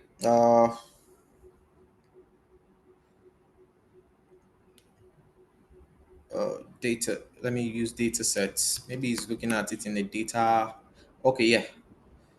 All right. ChatGPT received more than 10 million queries per day. I mean, right? In November, it's 100 million. Now, the chatbot was trained on a massive corpus of text data, around 570 gigabytes of data set, right? Like every data that must have been existed. All those Wikipedia, everything. I mean, who even use Wikipedia nowadays, right? So all of this was used to train this particular AI to do this particular, to do everything that we're doing, right? So very important data collection and our data set. It is the key to training a model. That's one thing you have to know. That's one thing you have to have in mind. Okay. So now the AI that we want to train, the one that we want to train AI to predict house pricing, right? This is like a refreshment for the what's it called? For the software development part, right? I don't know, maybe it is a refreshment. It should definitely be a refreshment already. Okay, so we're using this what's it called? This we're training a model to predict house pricing. Okay, so now we want to go about this in, but now we don't have an house pricing data, right? We don't have the data to train this particular model yet. So what do we want to do? The next thing we want to do is to find where to collect our data, or we can collect our data, through research. We can go about collecting survey and all of that, but we don't have the time right now. So there are already pre-made data sets. There are people that have collected this data before us. Like I said, everything that we do right now, I mean, it has been in existence before. So this thinking alone, someone has already, predict data, predict, train a model to do all of these things. So we want to work with the data set that was being used before, right? So where do we get data set from? Let's go to, we have a couple of them, but the one that we'll be leveraging on right now on the call will be Kaggle, right? You want to go to kaggle.com. Okay, so you just click enter, right? So the first thing is you might want to register with what's it called? Yeah, definitely register with Google. Definitely register with Google, right? You can go ahead, but for me, I'm going to be signing in, right? I definitely should have an account on this. Okay, I do have an account. Okay, so for you, once you click sign in and then you did not see your uh I mean, it will definitely sign you up, right? It will ask you to sign up and all of that.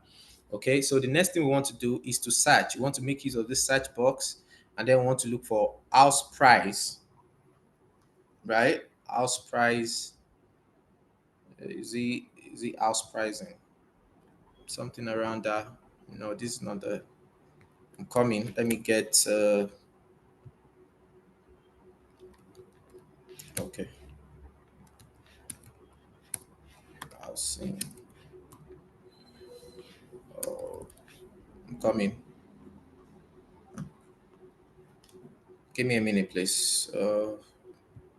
There's this particular data set I'm looking for. I want to know the.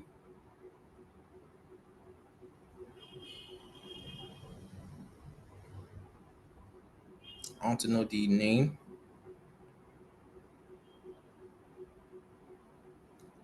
right? Um,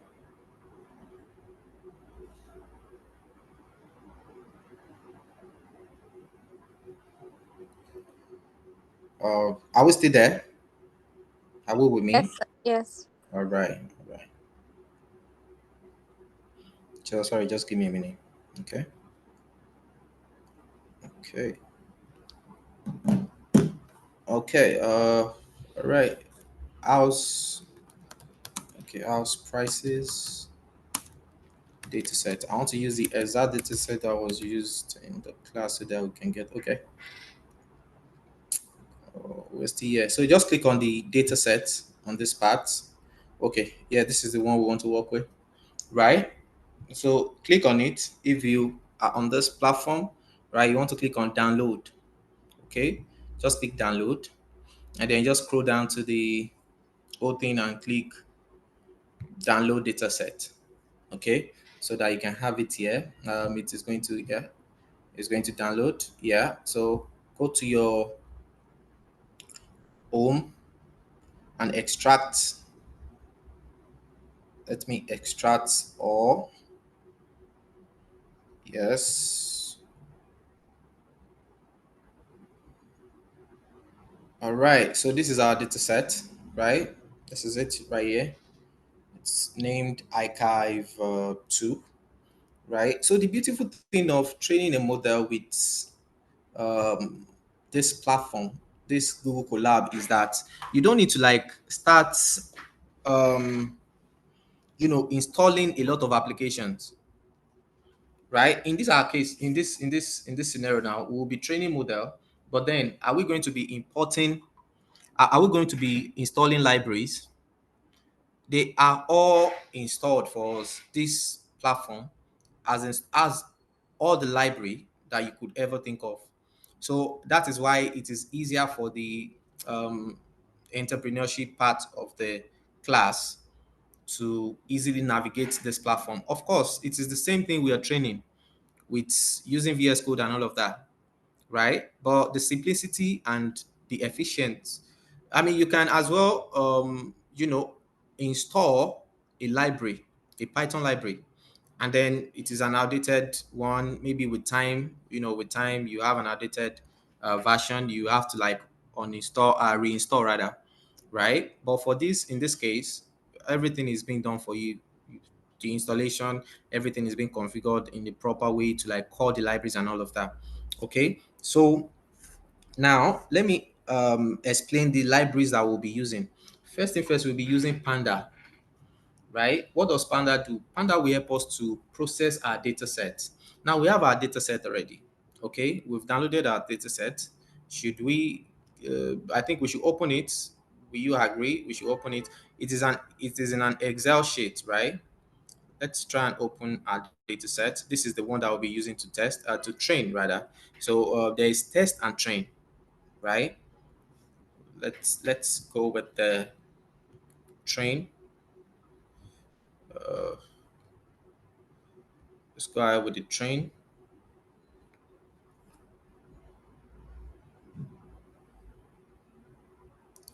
Okay. So this is the data set that we'll be using. Look at it. I think what is the, let's see, we have 1061, 1461 data set, right? A data, right? We have 1461 data, right? And on the, I mean, the list goes on and on and on. Okay, we have to CC. Okay, so this is the data set. I mean, I don't even want to touch it. I want to believe that vividly that this data set is correct, right? So this is the data set that we'll be using to train our AI. So we're not touching it. We're not doing any manipulation from that end. We're not doing anything of such, right? So we'll be using it to train our model. Let me go to my chat again. Where's my, okay. All right, let me enlarge this. Please, can we see it very well? Or should I go a little bit down? Is he okay? Okay from my end. Okay, amazing. Okay. All right. Okay, now let's train the model. Let's see how it works. Right. So, like I said, we'll be importing. Let's import pandas. Now, as PD. Now, as in front of it is just denoting that instead of us writing panda in all of our file, whenever you see this panda, just know that whenever you see PD, just know that we're saying panda. So that is why we are putting as in front of it, because we'll be making use of it in our, what's it called, in our chart and all of that. So, but first thing first, let me add an a name. Let me call it. Let me put it up. So let me double click to enter. Let me add a name. Let me say you know importing. Let's say import libraries.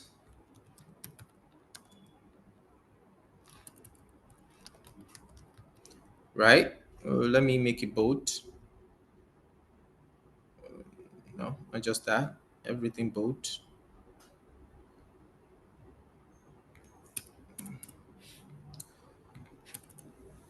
Don't worry, don't bother about this. It's just to give us a more direction, right?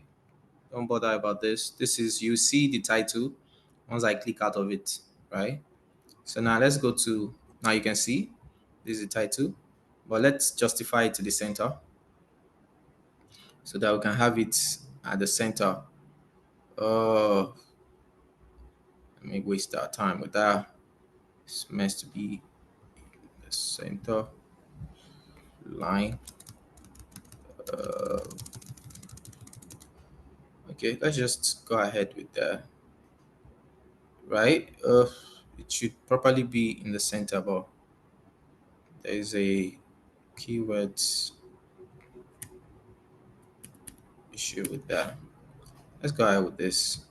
So that's not the important part. The important part is this, right? So now we want to import Panda, right? That's the first thing we want to do.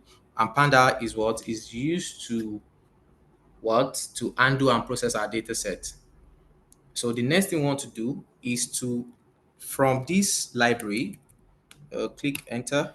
So from this library, just know the libraries, right? I will explain those libraries to you. You don't have to do, even in the, what's it called? In the class, which is the software development class, right? All we have to do is to understand those libraries. The first thing we want to do is understand those libraries. Understand that these libraries are used for particular thing. It is the usefulness of those libraries that that I want to work on. All right. So first thing first is I want to import those libraries. So we'll be using, and then from this, we want to import our train split model, right? Are we with me, guys? Are we still here? Yes. Okay. So we want to import train test split, right? So that is what will be important. So we can as well name this as, we can give it anything, as we can give it anything, TTS. But in our case, we will not be doing that, right? The as, just know that the as is whatever, if for panda as PD, this as PD, so that wherever we want to call it, we can call it. All right. So the next thing we want to do is we want to import, we want to say from this key line as well, dot linear, right? This is a pre-made model to analyze our, we want to import linear regression.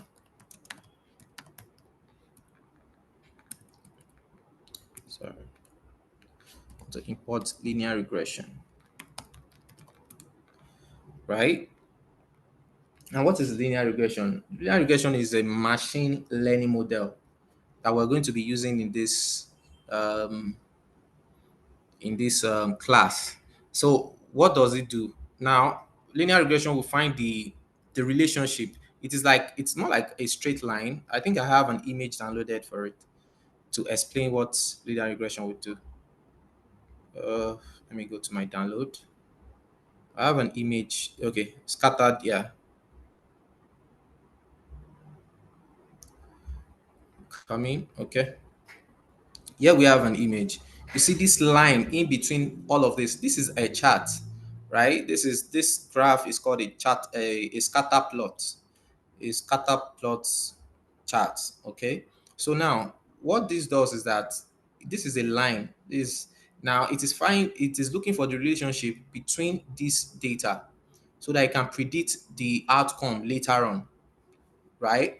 So for this now, there are a lot of data that fell on this line, right? Any data on this line, right?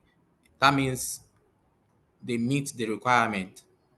They are the same. There's a relationship between those data. Okay. I hope you can see my screen. You can see the image I'm trying to share with us. Yes, sir. Okay. Okay. Ah, I want the same energy when we're going through the what's it called? Through the fast food model, right? So that we can carry on well. Or is it getting more technical? It should not be, right? Is it getting more technical? Just a bit. Just a bit, right? Okay, I can understand that. I can understand that. But then once we leave this corner, when we start training our model, you see how beautiful the whole process is. You really love it. Mm. Okay, so now we want to import another model from. No, we're not calling it yet. Let's stop this. We're not calling ourselves yet. I want to say from SkillLearn, right? The metrics. Okay, we're having an error, right? Let's go ahead. Import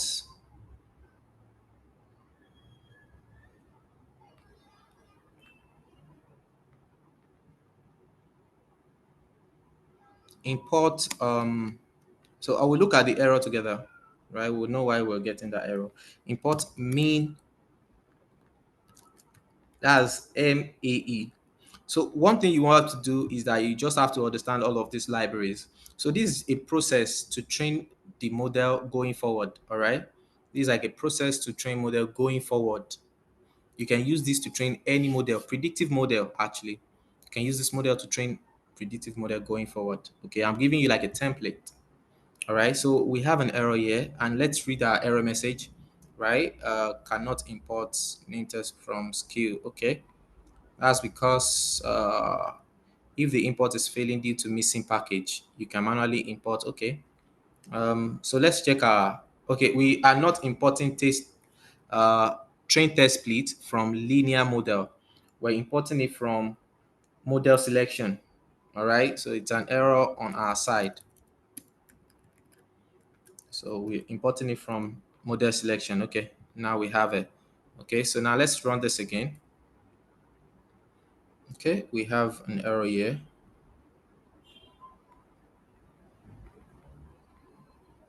Okay, we have okay, we have linear regression here. Let me see, maybe it will give us a suggestion. Bear with me, guys. Just give us a minute. We'll get in there. Right? Just okay. Now, yes, our code pass. You can see now we have marked, checked. Okay, so the next thing we want to do is what? Hmm? After importing our libraries, we want to make sure that we load our data in. So how do you load your data using what's it called? Collab, right? So the beautiful thing is that there's a relationship between your Google Drive and your collab application, since it is Google, right? This collab research Google, right? So you want to go to your file. There's this file down here. You want to connect you want to mount your drive, right? So click on it, mount your drive. Now connect to Google Drive. Once you connect it to Google Drive, let me zoom out so that we can see what is going on. Okay, I've a couple of data in here, but for us now, we will not be using. Let me see my drive. Okay, I have collab. Okay, let me rename this so that I can know which one we are working with. Uh, house. Okay, house pricing.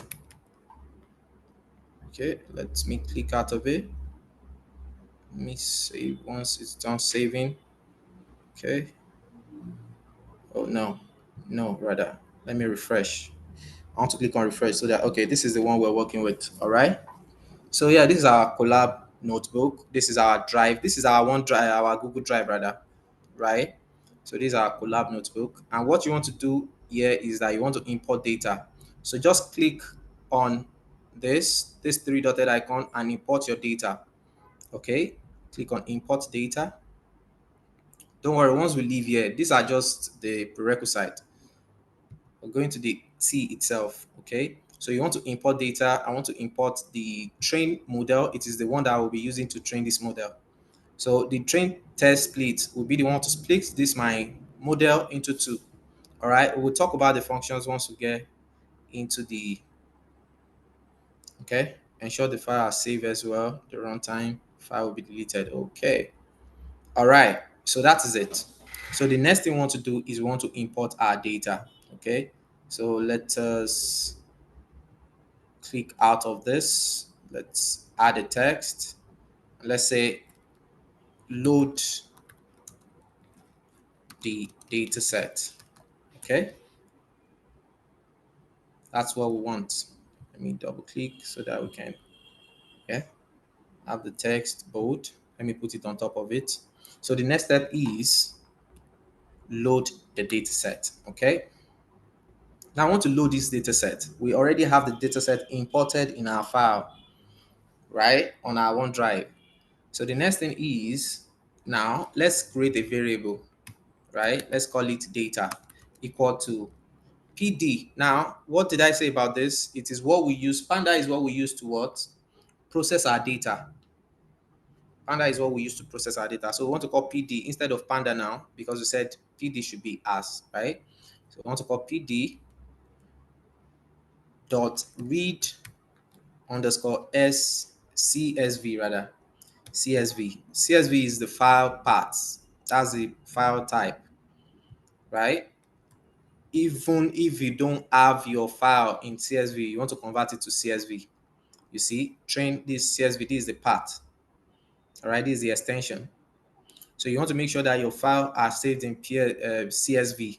Let's say you have a file you want to train model on to predict the outcome, right? For forex trader, you will do a lot of this only if you're taking the financial analysis in the peripheral part. But if you want to train a financial model, this is how to train a financial model. You copy whatever data you have, and then, I mean, we're not doing, I'm just saying, we have a lot of people on the call, so I don't know which feed you are on. All right. So now you want to copy the file part. You want to put the file part on this particular place. So one thing you want to do is you want to copy the part. You want to click here and copy the part and paste the part here. All right. This is the part for the data. So the next thing, and what will be happening here is that we load the data from the file, right? And the file contain the house prices and details like square footage, numbers, and the rest, like what we have. I hope I'm still carrying people along. Hmm? I hope we're not sleeping. Yes. Are we still here? Yeah, yeah. Yes, we Oh, are with you, sir. all right, all right. Okay. So I think we're done for the form, for the what's it called, the file uploaded, right? How we upload files and all of that. The part we've copied the part and we've pasted the part, right? So now to the training of the model, right? We want to say now we want to say it should print. We want to print. We want to see our file in action. We want to see what we have.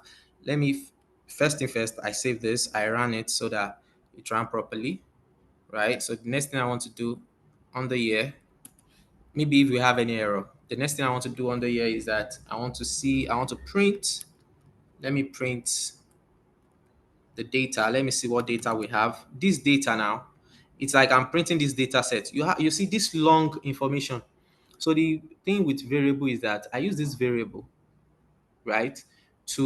I embed all of this long thing inside this data variable. You can name it anything. It's not compulsory you name it data. Let's name it, you can name it anything actually, right? But let's go ahead with the data so that everything correlates with each other. Okay, you can name it anything. You can give it your name, right? But I embed this equal to this variable is to embed all of this inside it so that going forward, I can just normally call this alone without writing the long text. Okay, so I want to print the data. I want to see what we have inside this data, but I don't want to print everything. I don't want to print everything. I want to print only the header, right? I want to print only the header. Now, when I click enter, let's see what we have. You see, this is let me reduce this. This is the header. This is the header. In here we have header, we have MS class, MS zone, and all of that. So let's make sure that we're correct with our data. Let's go to the train data that we're using, right? So in the data that we're using, uh we have ID, right? We have MS sub, we have MS sub. That's correct. We have MS zoning. This is it. MS zoning. We have lot frontage, right?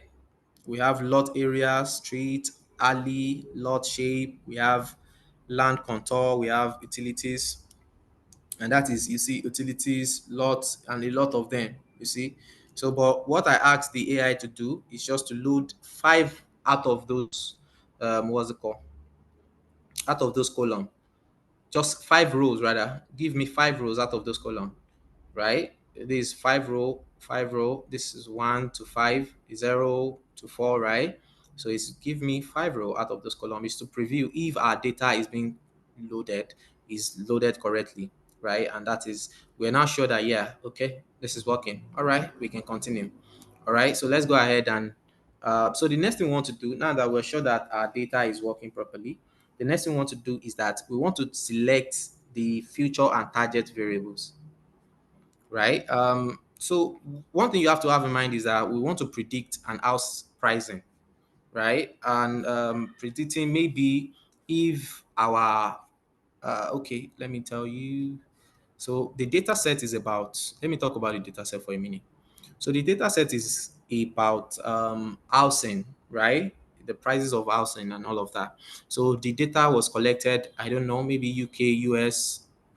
The name of where they collected the data is not captured, but this data set, it is collected in the sense that, okay, maybe for the MS zoning, let me pick something that is familiar with us. Now the land scope, slope, for the land slope, neighborhood, the neighborhood, right? Does the neighborhood has effect on the prices of house? Those are the questions. That is why they collect this data, right? Does neighborhood has effect on the prices of house? Does the condition one, does it have effect? Does the house style, is it a two-story? Is it one-story, five-story, 1.5, and all of that, right? How many family? So here we have one family, two farm and we have duplex, one farm, and all of that. Okay. What year was it built? Does the year of built affect the pricing of houses? right? Is it built in the 2003? Now, if it is built in 2003, what is the price now? Right now, the sale price for house built in 2003 in this part, for this particular house in this row, is that it is 208,500. Maybe it is US dollar, or but that is not captured as well, right? So for that as well, the live area is captured. The bedroom, number of bedroom, does it have an effect, right? Does the number of bedroom have an effect? Does the kitchen, number of kitchen have an effect? Does uh kitchen quality, do you get that? Does the functional have an effect? Does fireplace, fireplace kill you? Does it have an effect? Does that affect the pricing, the house pricing? So these are data that they have collected that we'll be training our model on. So now I believe we understand what the data set is all about now, so that going forward we can, we can structure our inputs regarding that as well. Do we get that?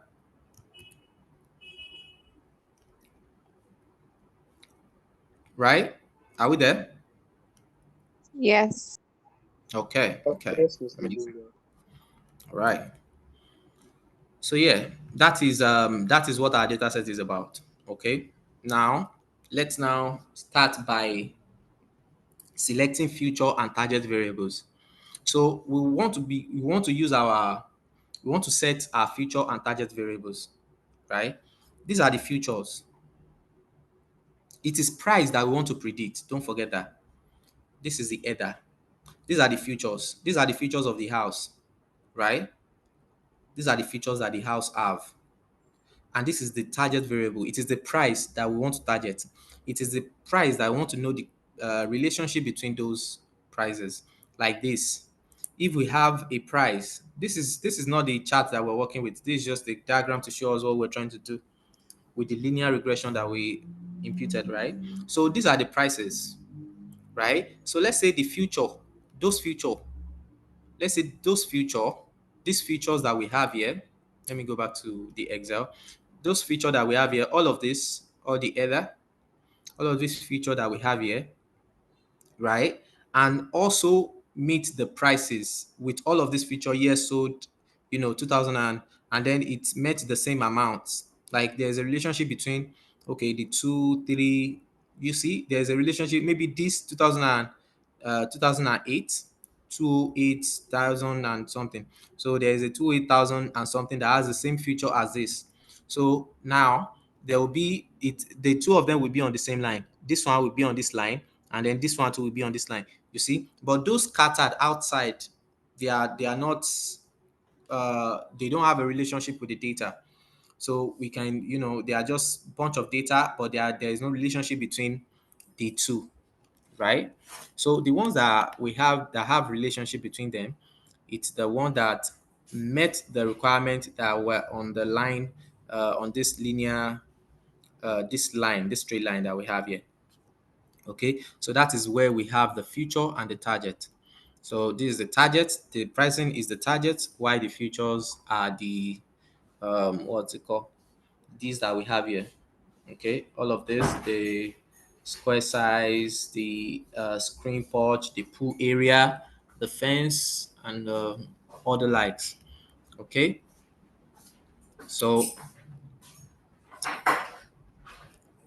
now let's start by selecting our future and target variables. Okay, so let's go ahead. Let me just write. Let me create a new.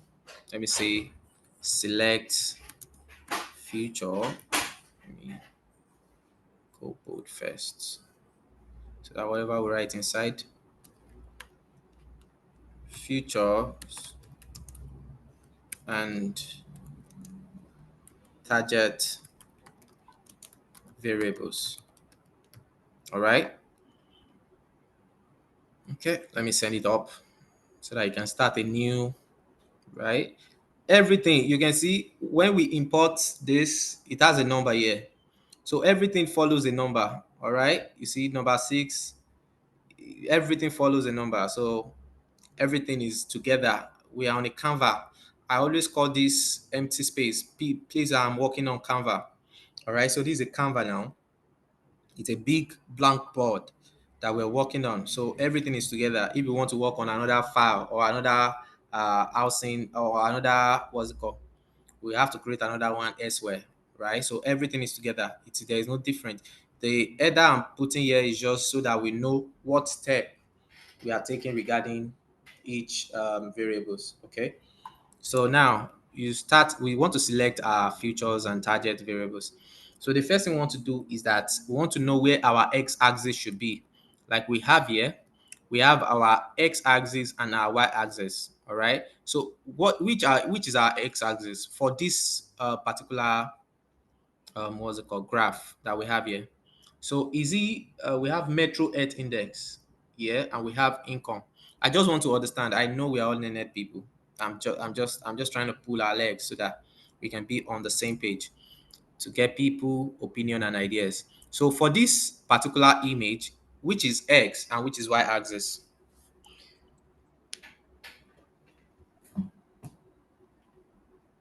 Anybody? I think the x-axis is the horizontal, Okay. And then the the y is what? vertical. The vertical. Thank you so much. So we have x axis and we have y axis. Okay.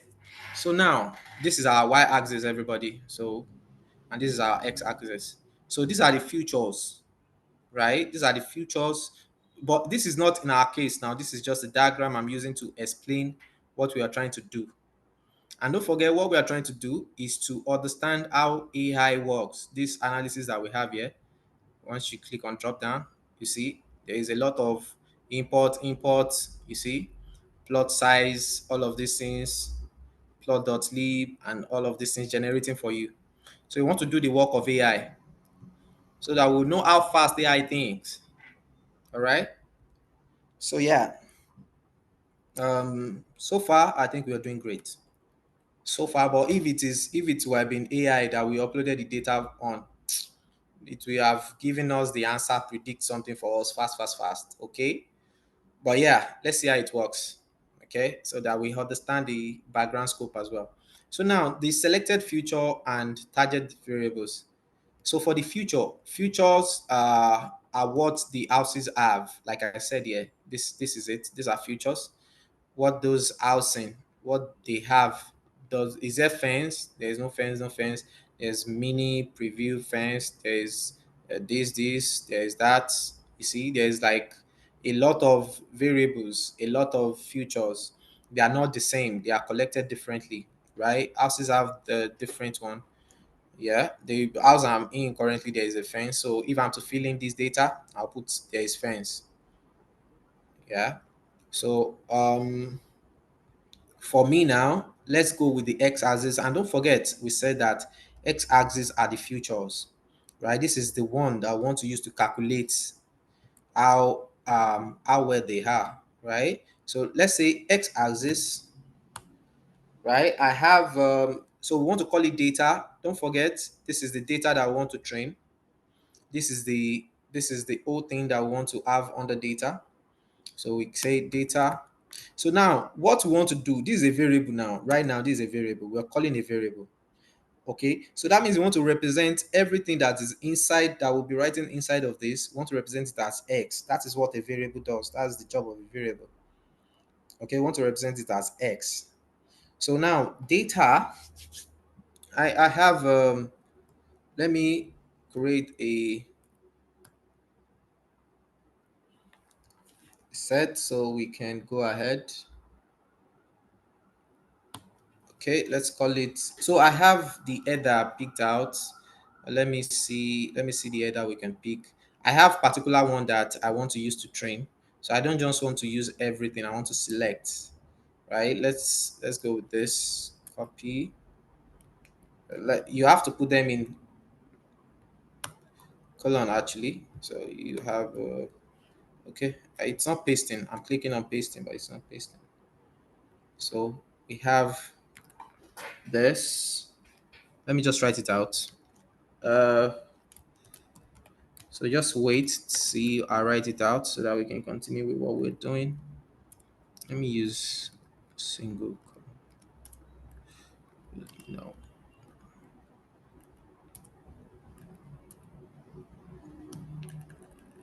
They are the information inside the um, Excel that we're using. So just bear with me. So the bedroom, I want to use the bedroom.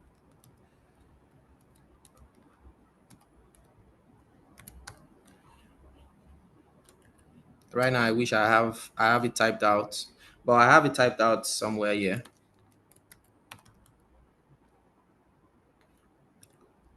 Okay, we have the overall quality.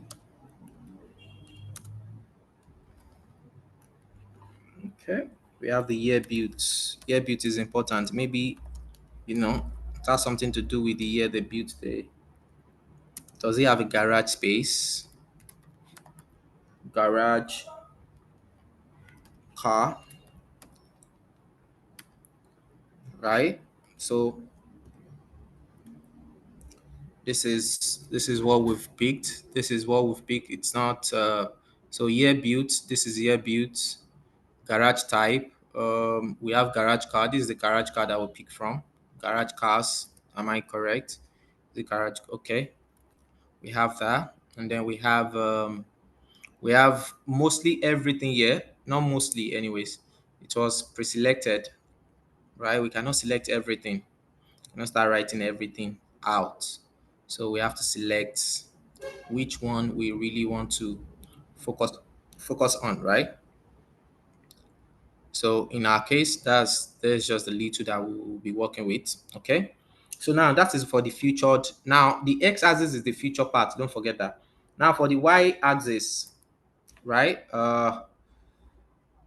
Okay. Let's pick the y-axis. Okay. I want to say so our data, call it our data as well. Give it. We are using sale price, right? This is it. This is what we are using. This is the target. We want to know how much. Is there a correlation between the prices? This is the sale price I want to use. Okay. Right. So let's click enter. We have an issue here. What do we have here? I mean, that is the thing with programming. There is always an issue. So bedroom is not an index.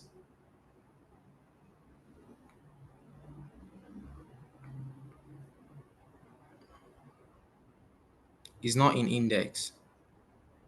We okay. Look at us. We have bedroom, right? So let's load the page again. Okay, so we passed. All right, it's a typo error.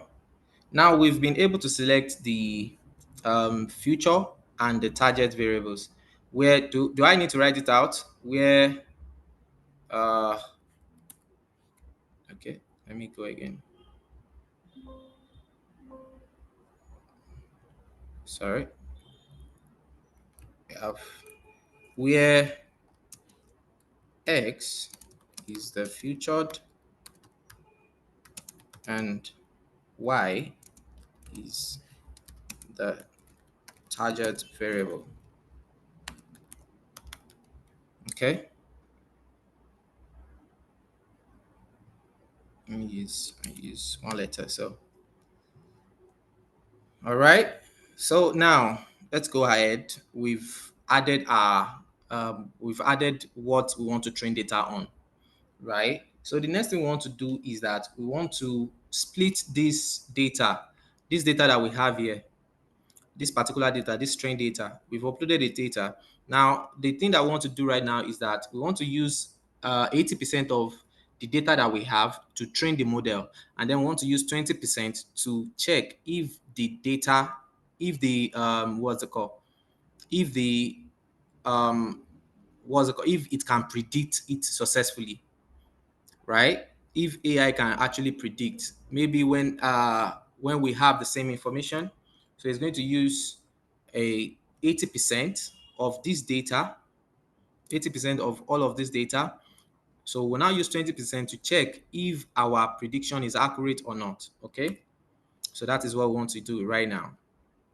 All right. So let's start by, are we still with me? Are we following? Yes, we're with you. Okay. Let me hear from our participant. Yeah. Our humble participant. Are we still here?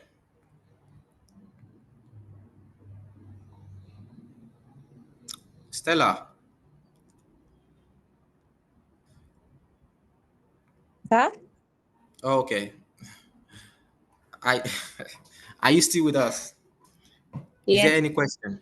Is there any question you have No, so far I'm just so following far? what you're doing. I'm sure it's when we practice we'll see plenty questions. Absolutely, absolutely. Yeah. So yeah. So right now we've been able to set our future and target variables. Okay. So the next thing we want to do on this is to split the data into train and test model, like I said.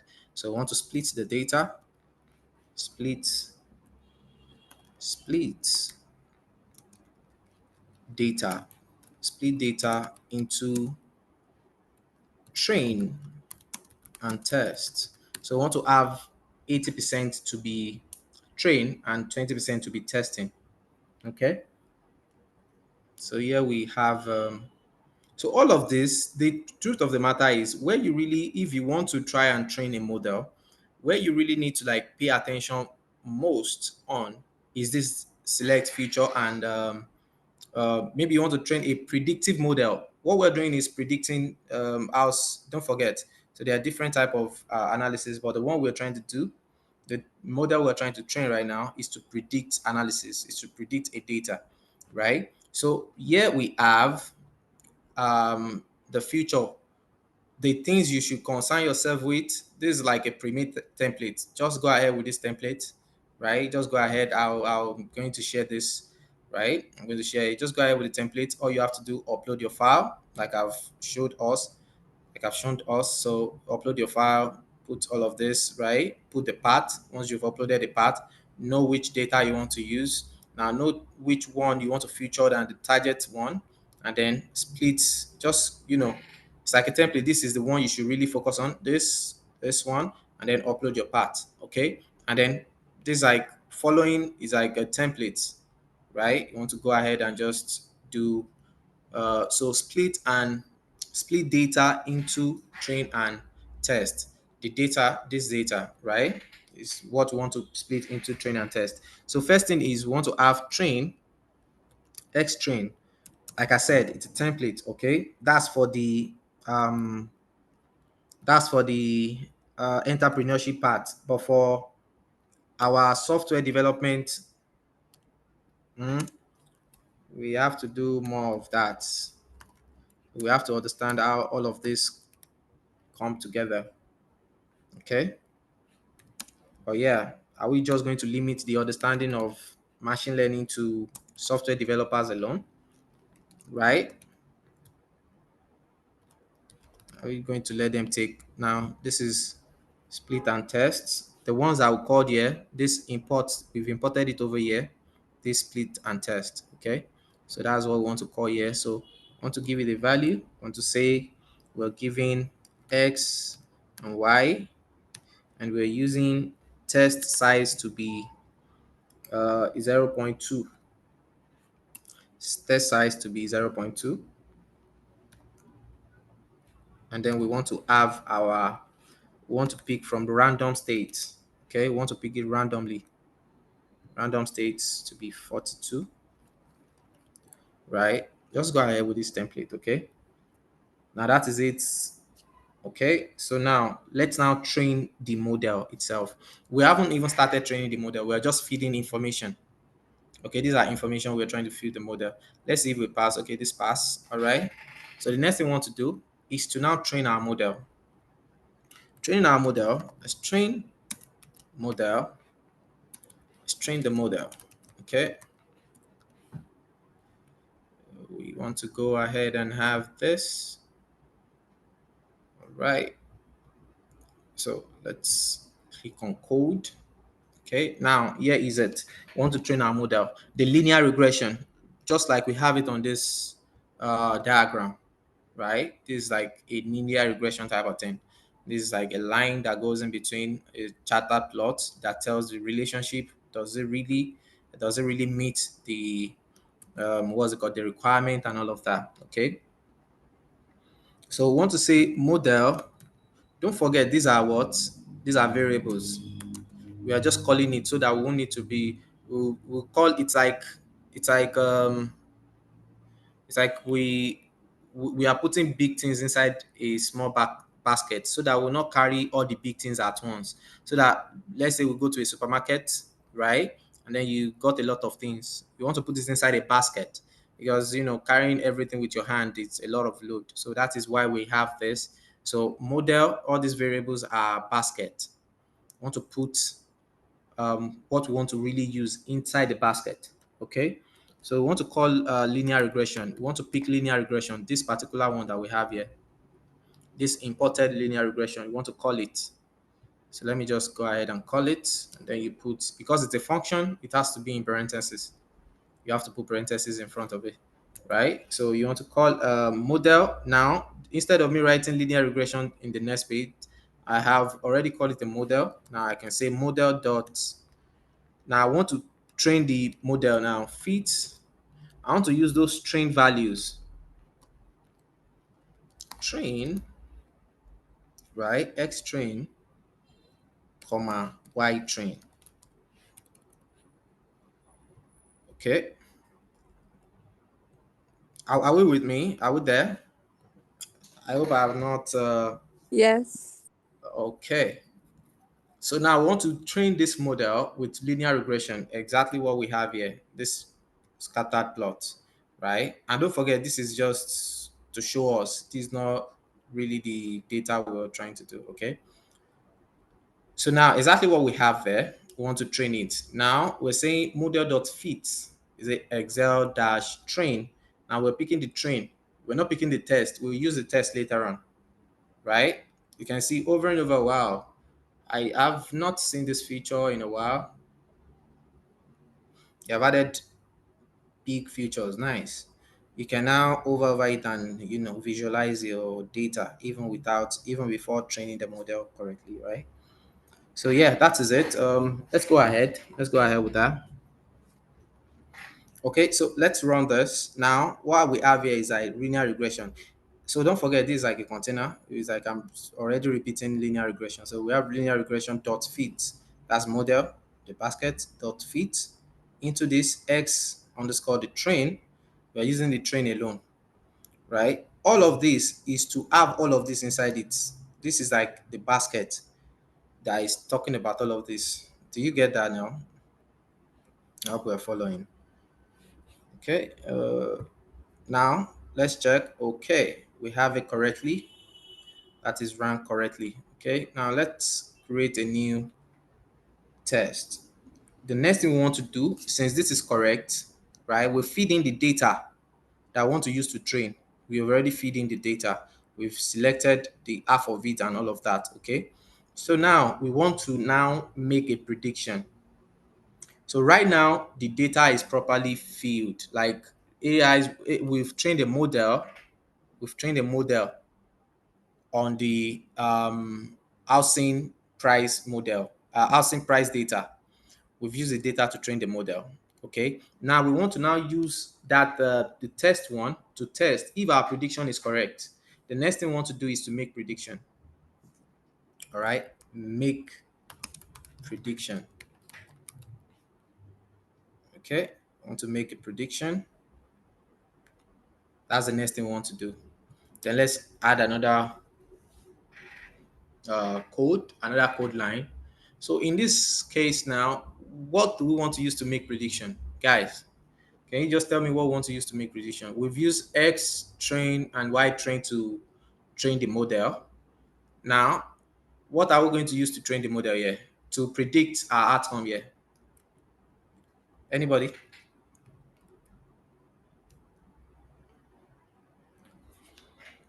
Anybody?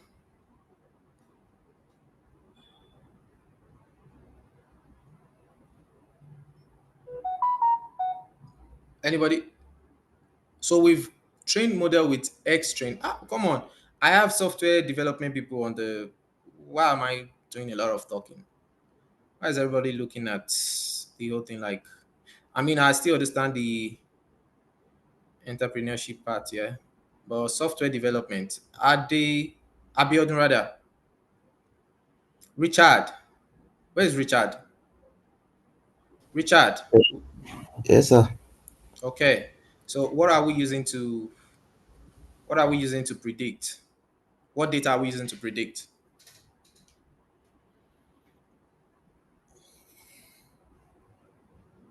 I mean, we've trained with X train, right? We splitted this data, right? We split this data into this data that we have, this data. Let me go to our Excel sheet. We split it 80-20. All right. So we've divided it into X train, Y train, and X test and Y test. Right? We've splitted it here. So we've used the X train and Y train to train the data. So definitely we are going to use X test and Y test to what predict the outcome. Is that correct? Are we following? To make prediction, right? Abiodun, I just said the answer, so Yes, sir. Yes, sir. yeah. Okay, great. All right. Okay, so now let's go prediction. Let me call it Y predict. Y predict. Let's just so this is a variable. All right, this is a variable now. Now let's call it model. This model right here that we used to train. So we're calling it model dot. Let's put it in a bracket. Let's predict. Model dot predict rather. Right. We want to use it to predict. We've already trained. Now let's predict. So what data do we want to use to predict? We want to use the X test. We have the S test. Oh, okay. Okay. It is capital letter that was here. Let's just go ahead with the capital letter. Let's go ahead with the capital letter. So they are case sensitive. You want to make sure of that. Okay.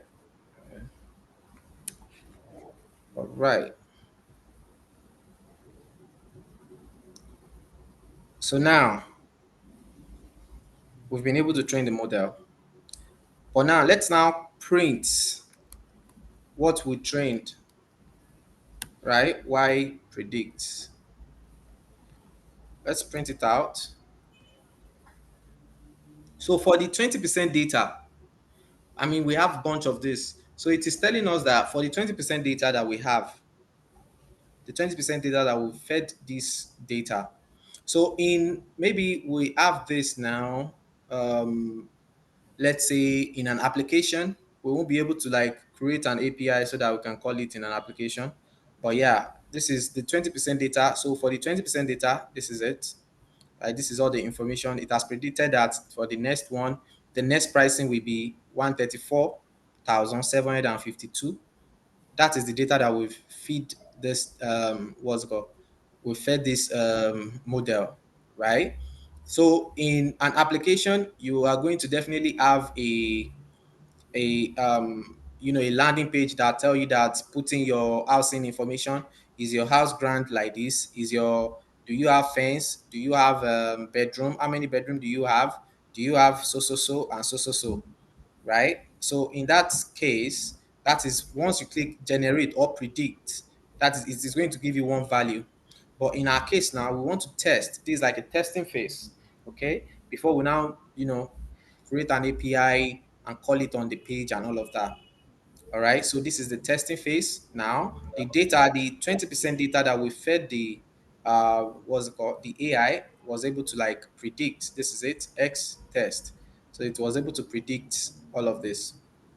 All right, it was able to predict it. Okay, so now we want to now test the accuracy of this data, right? The accuracy. We are done with predicting. We are done with our AI training and all of that.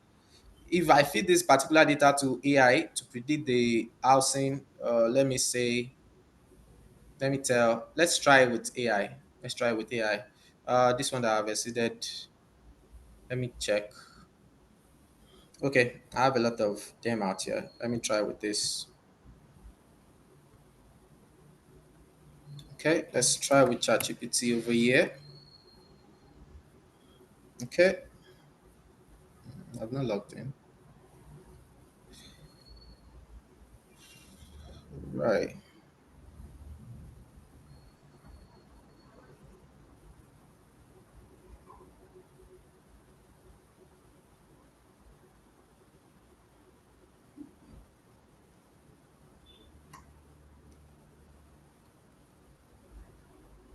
All right. So we have so now what I want to do, that is it. That is all. Right? That is it. We've been able to train the model. But now if you want to check maybe your prediction is correct or not.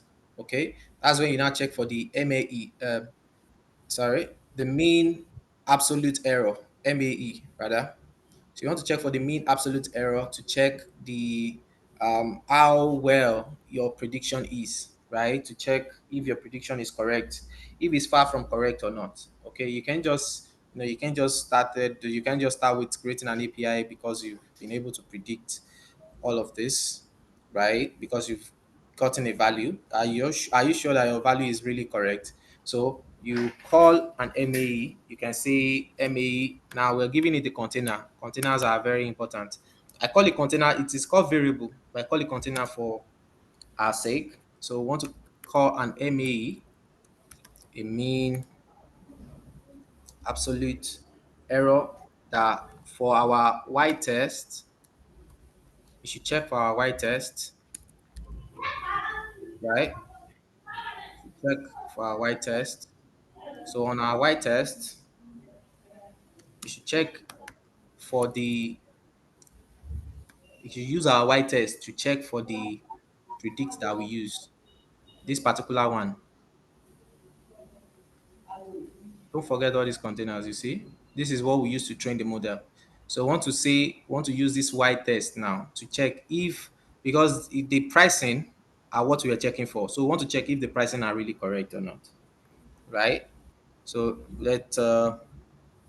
click this. Okay. Now let's create another. Let's now print it out. Let's print MAE. So let's check the how close we are, right? Let's check how close we are. This is 26,535. So in this now, if you are to check the scatter plots, right? We'll be doing that in the class. We have to call matplot matplotlib for that. Okay. So now this is 25,535. Let's say they are in US dollar. All right. So the relationship now for this test now, the value, right, to this, the difference is 26,536. So that means our data might be biased or anything. So that is telling us that we are far from like the difference between what we've predicted and the value we have is 26,536. Okay. Sorry about that.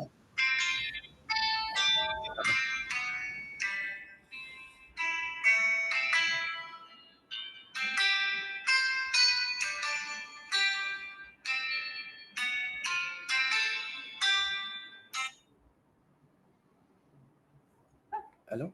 Hello, Benga. Hello. Hello.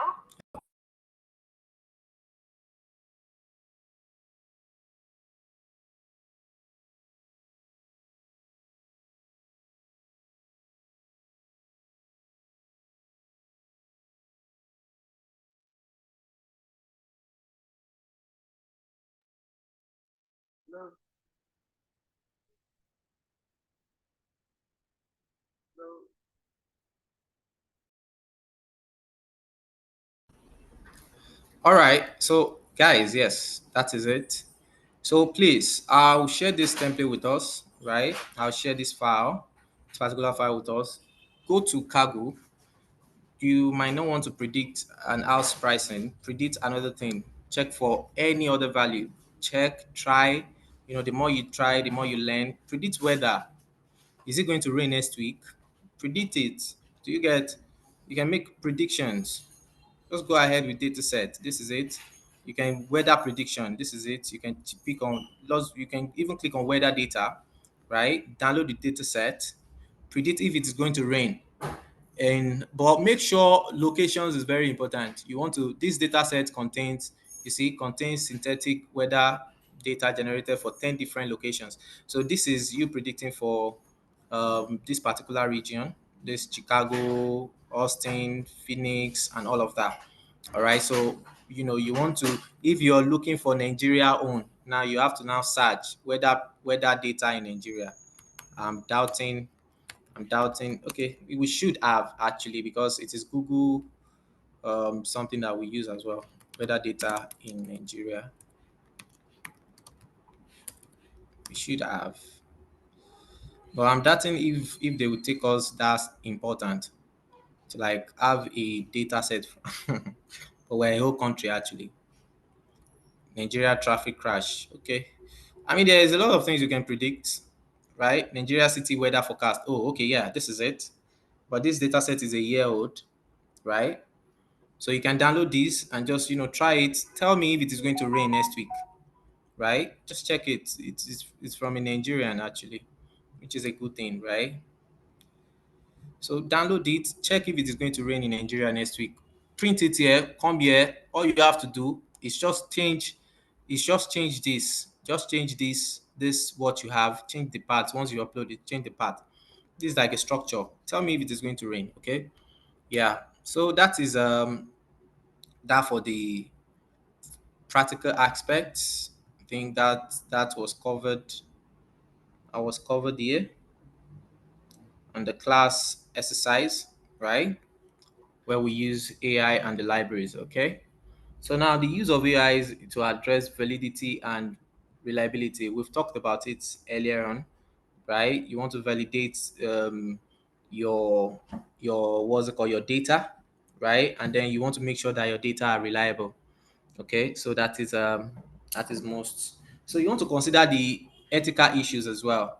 In AI, you want to consider the ethical issues. I told you using AI, right? You want to make sure that you don't input sensitive information and you make sure that you read the user end agreement. Always make sure that you read the user end agreement. Okay, so this slide will be shared with us and then we can go through them. Everything has been talked about, everything has been shared in the class, right? So do we have any question? Okay, Richard, please go ahead. Okay, thank you so much. Good afternoon. Good afternoon, everyone. Thank you Good afternoon. for this great class. I've really learned a lot. And as you've said earlier, AI has come to stay, Yes. and it's even taken work away from some people. Now, I want to sync it to the academic setting. Let's say, for instance, there's something they call plagiarism. Yes. If I want to write a project, because this is a research methodology. For instance, Okay. in a school, if I'm to do a research or I'm to write a project, I won't be able to rely completely on AI because they will flag it off, right? Even Of in the course. professional setting, let's Mhm. assume I'm to write a CV, I'm to write a cover letter. Recently, there was some rage online that this guy working in Google was saying, delve this, that, all those words that they are in our day-to-day activities here. So how will we be able to how will we be able to incorporate it in the academic setting? Because many, for instance, you can't be a student of OAU and you use AI to write research or project for them, they will flag it off. The lecturers, most of them are sadists. So how do we incorporate it to really make it stay in the academic setting? Then in the professional setting too, because there are some day-to-day words that me personally I use. If I use it for a foreigner, they will say, "Oh, I went to use AI." So that's the question, sir. All right. Thank you so much for that. You see, one thing I always tell people is that AI, you cannot, AI cannot, AI cannot take the human reasoning aspect of things. All right. It can never replace that. Right.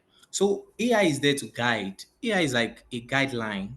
You see, it can take what AI will do in seconds, the idea AI will give you in seconds.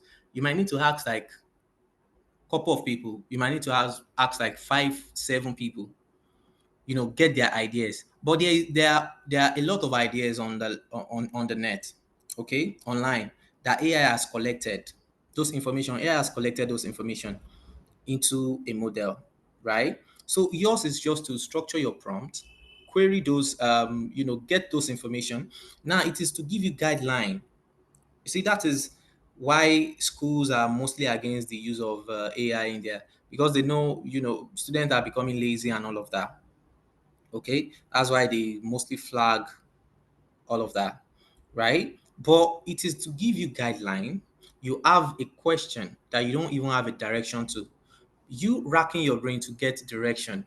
Why not just prompt AI, give you a direction, a guideline to follow, right? So it is mostly it is efficient in the school settings for guidelines. You don't just rely solely on. I mean, you can just, for me now, it will take me a seconds to write a full using AI. I'm telling you, it's everything. Just give me a title. I will not even touch. I will not even import it to what's it called with ChatGPT. I will not even import it to um um what's it called, Word document or anything. It will be the one to like generate it inside Word document for me. All I have to do is just copy, download it, and send it to you. That's how easy it has been.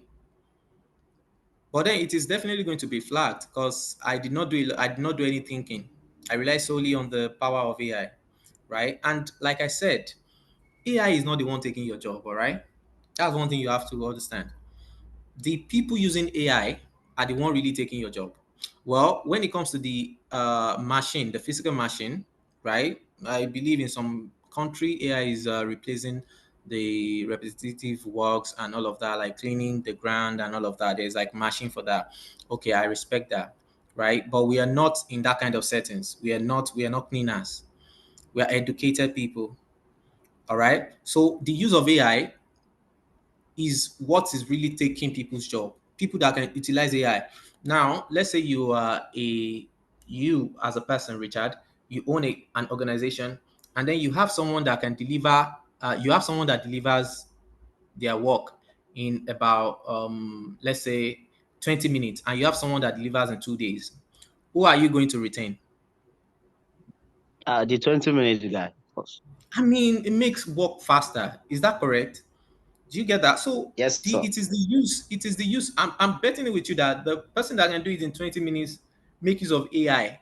So the person that can do it in 2 days is still trying to think, trying to sit down, trying to sort out. Okay, what if I do it like this?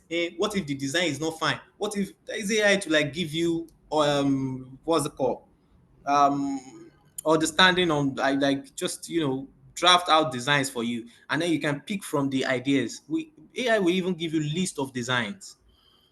You see, when you prompt AI, there is an AI image something. Yes, I said I was going to share an AI what's it called with us. So AI Explorer, right? So you want to come here. Is where you can find free tools of AI, any AI of your choice. This is where AIs are. You can select in category if you want image, automation, avatar, chatbots, and all of that. So there are tons of AI. All you have to do if you want a free version, just click on free, only free that you want, right? So this is a great tool actually. We can check into them. Yeah, just look into the application. I'll copy and paste in the chat room. Okay.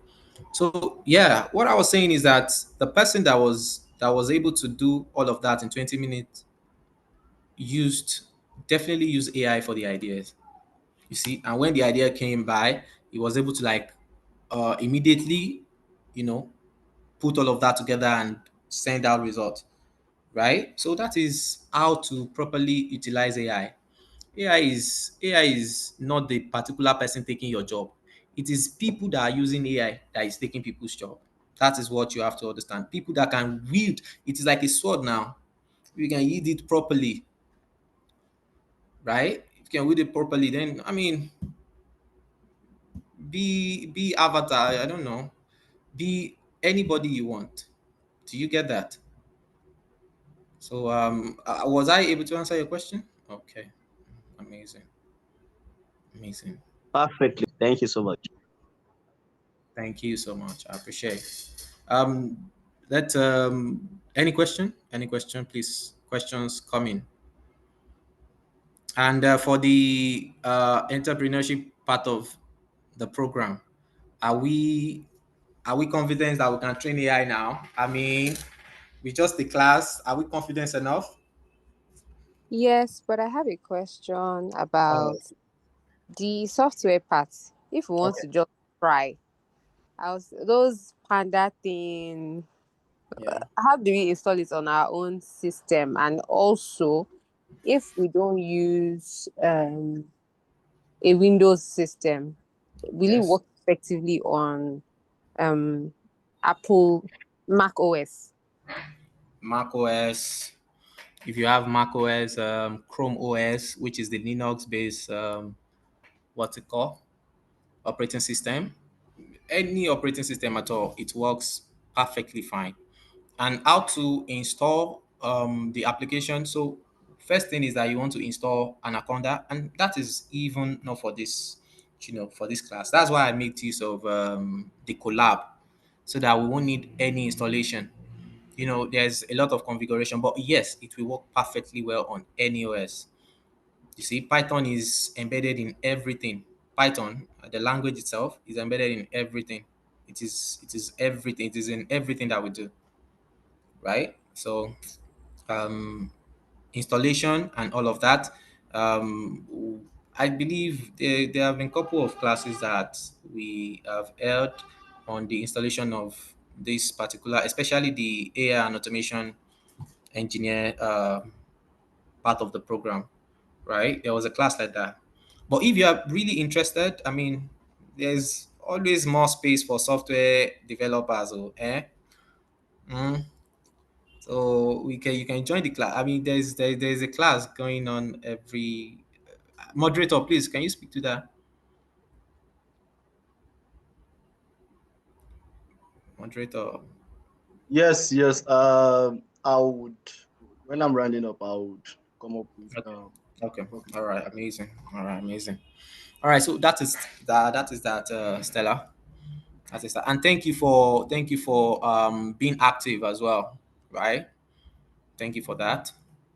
Thank you too. Everything you shared today was very, very valuable. Thank you so much.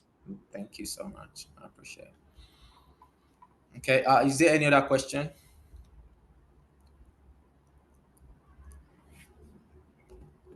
Should I hand over to the moderator? Can we call it a day? Please, how can we connect with you on LinkedIn or your preferred connection platform? Okay. Yeah, I definitely have a LinkedIn page. I definitely have a LinkedIn page. Okay. So let me do that. Let me see. Let me do that in the chat room. Uh, so for the navigation, you can see my screen. Maybe you're confused how I'm like navigating. I clicked on the Alt key and Alt key on my keyboard, and the tab. I I click on the two together. So you can click this navigation, this interface, this one right here. So it is the Alt key and the tab, right? All right. Yeah. So yeah, this is my LinkedIn. All right. Thank you so much. Thank you too. Thank you, everyone. Yeah, thank you everyone. All right, moderator, please go ahead. Thank you so much for having me. Right. Thank you so much, Mr. Benga. It was really an insightful session.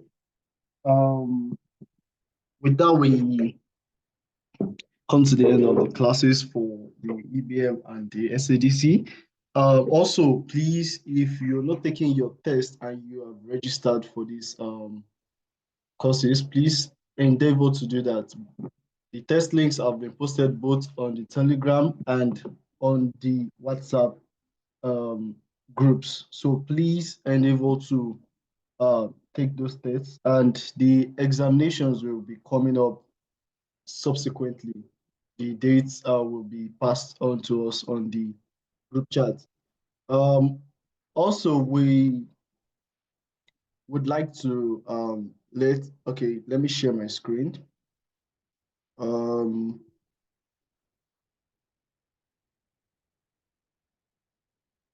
sorry, give me a moment.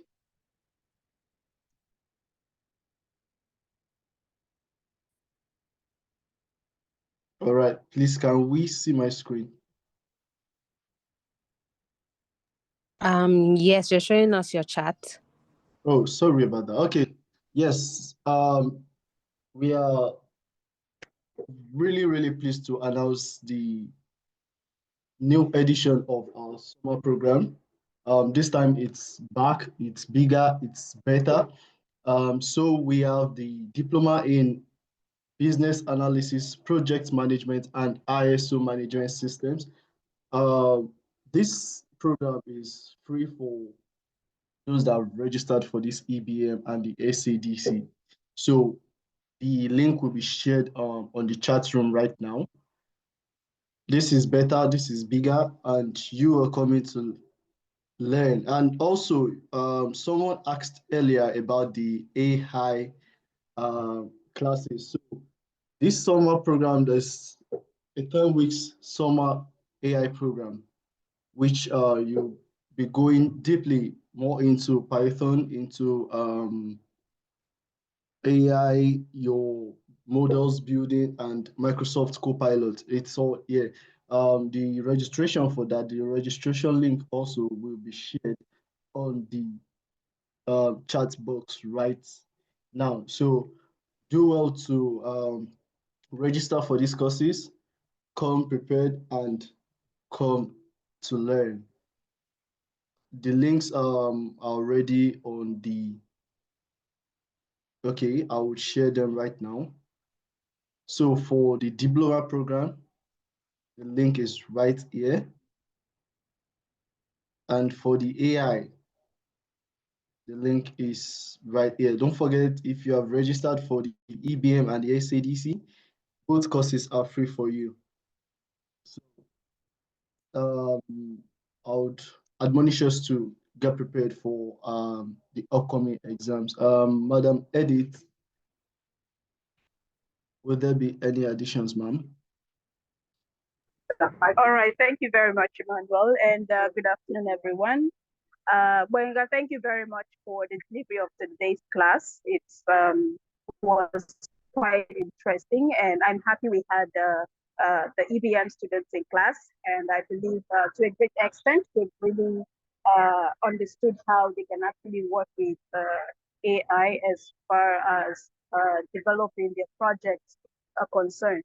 So with regards to the announcement, yes, for registered students of our EBM and SAD courses, this summer program, be it the AI or the 10-week AI course or the 12-week summer program, is free. Registration is actually 10,000, but for our existing students, it's free. And we are requiring every student to register for this in either of these courses. Okay, it's a requirement. So by the time you're done with your studies at Transformation College, for those who are either registered for the EBM or SADC, you would have quite either 2 or 3 certificates going home with you, and also you are highly skilled depending on your chosen courses of study. So please do well to register for these courses, and also anticipate that your exams will start soon for the EBM and SADC courses respectively. The classes have come to an end as it is today, and tomorrow the tests are ongoing. All right, so please take your test and also your exams by the time it starts. I think that's all I have to say now. Emmanuel, over to you, please. Okay, thank you so much, ma. So with that, we round up the classes. Please do well to take your test and your exams. Thank you so much.